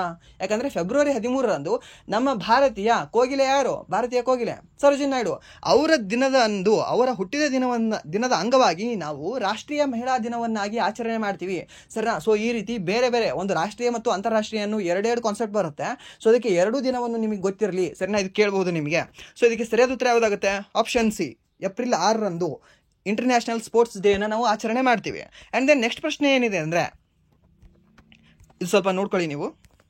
ಆ್ಯಂಡ್ ದೆನ್ ನೆಕ್ಸ್ಟ್ ಪ್ರಶ್ನೆ ಏನಿದೆ ಅಂದರೆ, ಸುದ್ದಿಗಳಲ್ಲಿ ಕಂಡುಬರುತ್ತಿದ್ದ ಸೆಮಾಗ್ಲುಟೈಡ್ ಪ್ರಾಥಮಿಕವಾಗಿ ಯಾವ ಕಾಯಿಲೆಗೆ ಚಿಕಿತ್ಸೆ ನೀಡಲು ಬಳಸುವ ಔಷಧಿಯಾಗಿದೆ ಅಂತ ಕೇಳಿದ್ದಾನೆ. ಯಾವುದು, ಸೆಮಾಗ್ಲುಟೈಡ್ ಅನ್ನೋದು ಯಾವೊಂದು ಕಾಯಿಲೆಗೆ ಚಿಕಿತ್ಸೆ ಬಳಸಲು ಔಷಧಿಯಾಗಿದೆ. ಫಸ್ಟ್ ಆಫ್ ಆಲ್ ಈ ಸೆಮಾಗ್ಲುಟೈಡ್ ಅನ್ನೋದು ಏನಾಗಿದೆ, ಔಷಧಿಯಾಗಿದೆ. ಸರಿನಾ. ಯಾವುದು, ಔಷಧಿಯಾಗಿದೆ. ಯಾವುದು, ಸೆಮಾಗ್ಲುಟೈಡ್ ಅನ್ನೋದು. ಸೊ ಇದು ಎದಕ್ಕೆ ಬಳಸ್ತಾರೆ ಅಂತ ಕೇಳಿದ್ರೆ, ಮಧುಮೇಹಕ್ಕ, ಡಯಾಬಿಟಿಸ್ಗ, ಅಥವಾ ಚಿಕನ್ ಪಾಕ್ಸ್ಗ, ಕ್ಷಯರೋಗಕ್ಕ, ಅಥವಾ ಈ ರುಬೆಲ್ಲಾ ಅಂತ ಕೇಳಿದ್ದಾನೆ. ಸರಿನಾ. ಸೊ ಈ ರುಬೆಲ್ಲನ ಯಾವುದು? ಸೊ ಇದಕ್ಕೆ ಸರಿಯಾದ ಉತ್ತರ ಆಪ್ಷನ್ ಎ, ಮಧುಮೇಹ. ಆಪ್ಷನ್ ಎ, ಡಯಾಬಿಟಿಸ್ ಇದಕ್ಕೆ ಸರಿಯಾದ ಉತ್ತರ ಆಗುತ್ತೆ. ಈ ಸೆಮಾಗ್ಲುಟೈಡ್ ಅನ್ನುವುದು ಈ ಒಂದು ಔಷಧಿಯನ್ನು ನಾವು ಮಧುಮೇಹಕ್ಕೆ ಬಳಸ್ತಾ ಇದ್ದೀವಿ. ಸರಿನಾ. ಮಧುಮೇಹ ನಿವಾರಣೆಗಾಗಿ ಇದನ್ನು ನಾವು, ಈ ಔಷಧಿಯನ್ನು ನಾವು ಬಳಸ್ತಾ ಇದ್ದೀವಿ. ಸರಿನಾ. ಇದು ಗೊತ್ತಿರಲಿ ಕೇಳಬಹುದು. ಆ್ಯಂಡ್ ದೆನ್ ನೆಕ್ಸ್ಟ್ ಪ್ರಶ್ನೆ ಏನಿದೆ ಅಂದರೆ, ಫ್ರೆಡ್ ಡ್ಯಾರಿಂಗ್ಟನ್ ಸ್ಯಾಂಡ್ ಮಾಸ್ಟರ್ ಪ್ರಶಸ್ತಿಯನ್ನು ಪಡೆದ ಮೊದಲ ಭಾರತೀಯ ಯಾರು ಅಂತ ಕೇಳಿದ್ದಾರೆ. ಯಾವುದು, ಫ್ರೆಡ್ ಡ್ಯಾರಿಂಗ್ಟನ್ ಸ್ಯಾಂಡ್ ಮಾಸ್ಟರ್ ಪ್ರಶಸ್ತಿಯನ್ನು ಪಡೆದ ಭಾರತೀಯ ಯಾರು, ಮೊದಲ ಭಾರತೀಯ ಯಾರು, ಪದ್ಮಶ್ರೀ ವಿಜೇತ, ಒಡಿಶಾದ ಒಬ್ಬ ಅತ್ಯುತ್ತಮ ಸ್ಯಾಂಡ್ ಆರ್ಟಿಸ್ಟ್ ಯಾರು, ಅಂಕನ್ ಮಿತ್ರನ, ಮೃಣಾಲಿನಿ ಮುಖರ್ಜಿನ, ಸುದರ್ಶನ್ ಪಟ್ನಾಯಕ್ ಅಥವಾ ಅಶ್ವಿನಿ ಭಟ್ಟ ಅಂತ ಕೇಳಿದ್ರೆ ಆಪ್ಷನ್ ಸಿ, ಸುದರ್ಶನ್ ಪಟ್ನಾಯಕ್ ಅನ್ನೋರು. ಸರಿನಾ. ಈ ಸುದರ್ಶನ್ ಪಟ್ನಾಯಕ್ ಅನ್ನೋರಿಗೆ ಈ ಲಂಡನ್ನಲ್ಲಿ, ಈ ಬ್ರಿಟನ್ ದೇಶದಲ್ಲಿ, ಇಂಗ್ಲೆಂಡ್ ದೇಶದಲ್ಲಿ ಫ್ರೆಡನ್ ಡ್ಯಾರಿಂಗ್ಟನ್ ಸ್ಯಾಂಡ್ ಮಾಸ್ಟರ್ ಪ್ರಶಸ್ತಿಯನ್ನು ಪಡೆದಿದ್ದಾರೆ. ಓಕೆ, ಅವರಿಗೆ ನೀಡಿದ್ದಾರೆ. ಯಾರಿಗೆ, ಈ ಸುದರ್ಶನ್ ಪಟ್ನಾಯಕ್ ಅನ್ನೋರಿಗೆ. ಮೂಲತಃ ಇವರು ಯಾವ ರಾಜ್ಯದವರು ಅಂತ ಕೇಳಿದ್ರೆ ಒಡಿಶಾ ರಾಜ್ಯದವರಾಗಿದ್ದಾರೆ. ಯಾರು, ಈ ಸುದರ್ಶನ್ ಪಟ್ನಾಯಕ್ ಅವರು. ಸೊ ಇವರು 10 ಮೀಟರ್ ಎತ್ತರದ ಗಣೇಶನ ಮೂರ್ತಿ ಜಸ್ಟ್ ಸ್ಯಾಂಡ್ ಮತ್ತು ವಾಟರ್ ಇಂದ ನಿರ್ಮಾಣ ಮಾಡಿ ದಾಖಲೆ ಬರೆದಿದ್ದಾರೆ. ಅಲ್ಲಿ ಪ್ರಶಸ್ತಿಯನ್ನ ಗೆದ್ದಿದ್ದಾರೆ. ಯಾರು, ಸುದರ್ಶನ್ ಪಟ್ನಾಯಕ್ ಅನ್ನೋರು. ಸರಿನಾ. ಇದು ಗೊತ್ತಿರಲಿ, ನಿಮಗೆ ಕೇಳಬಹುದು. ಅಂಡ್ ದೆನ್ ನೆಕ್ಸ್ಟ್ ಪ್ರಶ್ನೆ ಏನಿದೆ ಅಂದ್ರೆ, 2025ರಲ್ಲಿ 7000 ವರ್ಷಗಳಷ್ಟು ಹಳೆಯದಾದ ಮೆಗಾಲಿಥಿಕ್ ಅವಶೇಷಗಳ ಆವಿಷ್ಕಾರವನ್ನು ಯಾವ ರಾಜ್ಯ ವರದಿ ಮಾಡಿದೆ? ಸರ್, ಹರಿಯಾಣ. ಅಲ್ಲ ಸರ್, ಅವ್ರು ಮಾಡಿರೋದು ಈ ಟಿಗ್ರಾನ ಮತ್ತು ಮೆಥಾಲಿಯಾ ಅನ್ನೋದು 2 ನಗರಗಳನ್ನು 4400 ವರ್ಷಗಳ ಹಿಂದಿನ ನಗರಗಳು ಎರಡೂ ಕೂಡ ಎಲ್ಲಿ, ಹರಿಯಾಣದಲ್ಲಿ. ಸರಿನಾ. ಅವು ಏನಾಗಿದೆ, ಹರಪ್ಪ ತಾಣಗಳಾಗಿದ್ದಾವೆ. ಬಟ್ ಇವ್ರೇನು ಕೊಟ್ಟಿದ್ದಾರೆ, 2000 ವರ್ಷಗಳಷ್ಟು ಹಳೆಯದಾದ ಮೆಗಾಲಿಥಿಕ್ ಕಾಲದ ಅವಶೇಷಗಳು ಅಂತ ಹೇಳಿದ್ದಾರೆ. ಸೊ ಮೆಗಾಲಿಥಿಕ್ ಕಾಲದ ಅವಶೇಷಗಳು ಯಾವೊಂದು ರಾಜ್ಯದಲ್ಲಿ ಆವಿಷ್ಕಾರ ಮಾಡಲಾಗಿದೆ ಅಂತ ಕೇಳಿದ್ರೆ, ನಮ್ಮ ಕರಿಂಪುಳ ವನ್ಯಜೀವಿ ಅಭಯಾರಣ್ಯ ಯಾವ ರಾಜ್ಯದಲ್ಲಿದೆ? ಎಲ್ಲಿದೆ ಅಂದರೆ ನಮ್ಮ ಕೇರಳದಲ್ಲಿ ಕಂಡುಬರುತ್ತದೆ. ಸೊ ಆ ಕರಿಂಪುಳ ವನ್ಯಜೀವಿ ಅಭಯಾರಣ್ಯ ಕೇರಳದಲ್ಲಿ ಕಂಡುಬರ್ತಕ್ಕಂಥ ಅದೇ ರಾಜ್ಯದಲ್ಲಿ ಮೆಗಾಲಿಥಿಕ್ ಅವಶೇಷಗಳನ್ನು ಆವಿಷ್ಕಾರ ಮಾಡಿದ್ದಾರೆ. ಯಾವಾಗ, ಏಪ್ರಿಲ್ 5ನೇ ತಾರೀಕಿನ ಅನ್ಕೊಳ್ಳುತ್ತೆ. ಓಕೆ, ಏಪ್ರಿಲ್ 5ನೇ ತಾರೀಕು, ಏಪ್ರಿಲ್ ತಿಂಗಳಲ್ಲಿ ಅಂತ ನಾವು ಹೇಳ್ಬೋದು. ಸರಿನಾ. ಇದು ಗೊತ್ತಿಲ್ಲ, ನಿಮಗೆ ಕೇಳಬಹುದು. ಆ್ಯಂಡ್ ದೆನ್ ನೆಕ್ಸ್ಟ್ ಪ್ರಶ್ನೆ ಏನಿದೆ ಅಂದರೆ, ತೈಲ ಸೋರಿಕೆಯನ್ನು ಸುರಕ್ಷಿತವಾಗಿ ನಿರ್ವಹಿಸಲು ತೈಲ ಮತ್ತು ನೀರು ಬೇರ್ಪಡಿಕೆಗಾಗಿ ಶಕ್ತಿ ಸಮರ್ಥ ಗ್ರಾಫಿನ್ ಆಧಾರಿತ ತಂತ್ರಜ್ಞಾನವನ್ನು ಯಾವ ಸಂಸ್ಥೆಯ ಅಭಿವೃದ್ಧಿಪಡಿಸಿದೆ? ಇವಾಗ ತೈಲ ಸೋರಿಕೆಯ ಸುರಕ್ಷಿತವಾಗಿ ನಿರ್ವಹಿಸಲು, ಇವಾಗ ತೈಲ ಸೋರಿಕೆ ಆಗುತ್ತಾ ಅಲ್ವಾ? ಸೊ ಅದರಲ್ಲಿ ತೈಲ ಮತ್ತು ನೀರು ಬೇರ್ಪಡೆ ಮಾಡಬೇಕು ಇವಾಗ ನಾವು. ಸೊ ಅದನ್ನು ಒಂದು ಗ್ರಾಫೈನ್ ಅನ್ನುವ ಒಂದು ಆಧಾರಿತ ಟೆಕ್ನಾಲಜಿಯನ್ನು ಕಂಡುಹಿಡಿದಿದ್ದಾರೆ. ಯಾರು ಕಂಡುಹಿಡಿದಿದ್ದಾರೆ ಅದನ್ನು? ಭಾರತದ ಮೊಟ್ಟ ಮೊದಲ IIT ಯಾರು? IIT ಖರಗಪುರದವರು ಕಂಡುಹಿಡಿದಿದ್ದಾರೆ. ಸೊ IIT ಖರಗಪುರ ಅನ್ನೋದು ಏನಾಗಿದೆ, ಮೊಟ್ಟ ಮೊದಲ IIT ಆಗಿದೆ. ಯಾವ ರಾಜ್ಯದಲ್ಲಿ ಕಂಡುಬರ್ತದೆ? ಯಾವ ರಾಜ್ಯದಲ್ಲಿ ಅಂದರೆ ವೆಸ್ಟ್ ಬೆಂಗಾಲ್ ರಾಜ್ಯದಲ್ಲಿ ಕಂಡುಬರ್ತದೆ, ಪಶ್ಚಿಮ ಬಂಗಾಳ ರಾಜ್ಯದಲ್ಲಿ ಕಂಡುಬರ್ತದೆ. ಯಾವುದು? IIT ಖರಗಪುರ. IIT ಖರಗಪುರ ನಮ್ಮ ಭಾರತ ದೇಶದ ಮೊಟ್ಟ ಮೊದಲ IIT ಆಗಿದೆ. ಸರಿಯಾಗಿ ಗೊತ್ತಿರಲಿ ಕೇಳಬಹುದು. ಹಾಗೆ ನಮ್ಮ ಕರ್ನಾಟಕದ ಒಂದು ಏಕೈಕ IIT ಎಲ್ಲಿ ಇದೆ sir? Bengaluru. Wrong sir. Sir Dharwad. ಹೌದು ಸರ್, ರೈಟ್. ಧಾರವಾಡದಲ್ಲಿ ನಿಮಗೆ ನಮ್ಮ ಕರ್ನಾಟಕದ ಮೊಟ್ಟ ಮೊದಲ ಹಾಗೂ ಏಕೈಕ IIT ಕಂಡು ಬರ್ತದೆ ನಿಮಗೆ, Dharwad IIT. Okay, IIT Dharwad ಅಂತಾನೆ ಹೇಳ್ತೀವಿ. ಆ್ಯಂಡ್ ದೆನ್ ಇಲ್ಲಿ ಸ್ವಲ್ಪ ಪೂರಕ ಮಾಹಿತಿ ಏನಿದೆ ಅಂದರೆ, ತೈಲ ಸೋರಿಕೆಯನ್ನು ಸುರಕ್ಷಿತವಾಗಿ ಮತ್ತು ಪರಿಣಾಮಕಾರಿಯಾಗಿ ನಿರ್ವಹಿಸಲು ಭಾರತೀಯ ತಂತ್ರಜ್ಞಾನ ಸಂಸ್ಥೆ ಖರಗಪುರ ತೈಲ ನೀರು ಬೇರ್ಪಡಿಸುವಿಕೆಗಾಗಿ ಶಕ್ತಿ ಸಮರ್ಥ ಗ್ರಾಫಿನ್ ಆಧಾರಿತ ತಂತ್ರಜ್ಞಾನವನ್ನು ಅಭಿವೃದ್ಧಿಪಡಿಸಿದೆ. ಸರಿಯಾಗಿ ಗೊತ್ತಿರಲಿ ನಿಮಗೆ, ಇಷ್ಟು ಕೇಳಬಹುದು. ಆ್ಯಂಡ್ ದೆನ್ ನೆಕ್ಸ್ಟ್ ಪ್ರಶ್ನೆ ಏನಿದೆ ಅಂದರೆ, ನಿವೇಶಕ್ ದೀದಿ ಉಪಕ್ರಮವನ್ನು ಇಂಡಿಯಾ ಪೋಸ್ಟ್ ಪೇಮೆಂಟ್ಸ್ ಬ್ಯಾಂಕ್ ಮತ್ತು ಯಾವ ಸಂಸ್ಥೆ ಜಂಟಿಯಾಗಿ ಆರಂಭಿಸಿದೆ ಅಂತ ಕೇಳಿದ್ದಾನೆ. 2 ಸಂಸ್ಥೆಗಳು ಸೇರಿ ಜಂಟಿಯಾಗಿ ಪ್ರಾರಂಭ ಮಾಡಿದ್ದಾರೆ. ಯಾವ ಉಪಕ್ರಮ, ಯಾವ ಒಂದು ಪ್ರಾಜೆಕ್ಟು, ಯಾವ ಒಂದು ಸ್ಕೀಮ್ ಅಂತ ಕೇಳಿದ್ರೆ ನಿವೇಶಕ್ ದೀದಿ ಅನ್ನೋದು. ಈ ನಿವೇಶಕ್ ದೀದಿ ಅನ್ನೋದು ಯಾರು ಸ್ಟಾರ್ಟ್ ಮಾಡಿದ್ದಾರೆ? ಒಂದು ಇಂಡಿಯಾ ಪೋಸ್ಟು. ಇನ್ನೊಂದು ಯಾರು ಅಂತ ಕೇಳಿದ್ದಾರೆ. ನೀತಿ ಆಯೋಗನ? ನೀತಿ ಆಯೋಗ ಇಲ್ಲ, ಮಾಡಿಲ್ಲ ಅವರು. ಅದಾದ ನಂತರ ಭಾರತೀಯ ರಿಸರ್ವ್ ಬ್ಯಾಂಕು ಅಥವಾ ಭಾರತೀಯ ಭದ್ರತಾ ವಿನಿಮಯ ಮಂಡಳಿ, ಸೆಬಿ. ಎಷ್ಟರಲ್ಲಿ ಸ್ಟಾರ್ಟ್ ಆಯಿತು? ಈ ಸೆಬಿ ಸ್ಟಾರ್ಟ್ ಆಗಿರೋದು 1988ರಲ್ಲಿ. ಓಕೆ, 1988ರಲ್ಲಿ. ಅದು ಶಾಸನಾತ್ಮಕ ಸ್ಥಾನಮಾನ ಪಡೆದಿದ್ದು 1992. ಹಾಗೆ ಇಲ್ಲಿ ನೆಕ್ಸ್ಟ್ ಆಪ್ಷನ್ ಏನಿದೆ ಅಂದರೆ, ಹೂಡಿಕೆದಾರರ ಶಿಕ್ಷಣ ಮತ್ತು ರಕ್ಷಣಾ ನಿಧಿ ಪ್ರಾಧಿಕಾರ ಅಂತ ಕೊಟ್ಟಿದ್ದಾರೆ. ಓಕೆ, ಸೊ ಇದಕ್ಕೆ ಸರಿಯಾದ ಉತ್ತರ ಯಾವುದಾಗುತ್ತೆ? ಈ ಹೂಡಿಕೆದಾರರ ಶಿಕ್ಷಣ ಮತ್ತು ರಕ್ಷಣಾ ನಿಧಿ ಪ್ರಾಧಿಕಾರ ಅನ್ನುವ ಒಂದು ಸಂಸ್ಥೆ, ಹಾಗೆ ಈ ಇಂಡಿಯಾ ಪೋಸ್ಟ್ ಅನ್ನುವ 2 ಸಂಸ್ಥೆ, ಇವೆರಡೂ ಸಂಸ್ಥೆಗಳು ಸೇರಿ ನಿವೇಶಕ್ ದೀದಿ ಅನ್ನುವ ಒಂದು ಉಪಕ್ರಮವನ್ನು ಸ್ಟಾರ್ಟ್ ಮಾಡಿದ್ದಾರೆ. ಯಾವ ತಿಂಗಳಿನಲ್ಲಿ? 2025 ಏಪ್ರಿಲ್ ತಿಂಗಳಿನಲ್ಲಿ. ಸರಿಯಾದ ಗೊತ್ತಿಲ್ಲ, ನಿಮಗೆ ಕೇಳಬಹುದು. ಆ್ಯಂಡ್ ದೆನ್ ಸೊ ಅದಕ್ಕೆ ಸಂಬಂಧಿಸಿದಂಥ ಸ್ವಲ್ಪ ಪೂರಕ ಮಾಹಿತಿ ಇದೆ. ಸೊ ಈ ಕ್ವಶನ್ ಏನಿದೆ ಅಲ್ವಾ, ಸ್ವಲ್ಪ SSC ಮತ್ತು ಈ RRBಗೆ ಕೇಳೋ ಚಾನ್ಸಸ್ ಸ್ವಲ್ಪ ಜಾಸ್ತಿ ಇರುತ್ತೆ, ಈ ರೀತಿಯ ಪ್ರಶ್ನೆಗಳು. ಸರಿನಾ? ಸೊ ಇದನ್ನು ಸ್ವಲ್ಪ ನೋಡ್ಕೊಳ್ಳಿ ನೀವು. ಆ್ಯಂಡ್ ದೆನ್ ನೆಕ್ಸ್ಟ್ ಪ್ರಶ್ನೆ ಏನಿದೆ ಅಂದರೆ, ನೀರಿನ ಸಂರಕ್ಷಣೆಯನ್ನು ಹೆಚ್ಚಿಸಲು ಯಾವ ರಾಜ್ಯ ಸರ್ಕಾರವು ಭಗೀರಥ ಅಪ್ಲಿಕೇಶನನ್ನು ಪ್ರಾರಂಭಿಸಿದೆ ಅಂತ ಕೇಳಿದ್ದಾನೆ. ಸರಿಯಾ? ಸೊ ರೀಸೆಂಟಾಗಿ ನೀವು ಕೇಳಿರ್ಬೋದು, ಭಗೀರಥರ ಒಂದು ದಿನವನ್ನು ನಾವು ಆಚರಣೆ ಮಾಡಿದ್ದೀವಿ. ಯಾವ ದಿನ ಭಗೀರಥ ದಿನವನ್ನಾಗಿ ನಾವು ಆಚರಣೆ ಮಾಡಿದ್ದೀವಿ ಹೇಳ್ಬೋದಾ?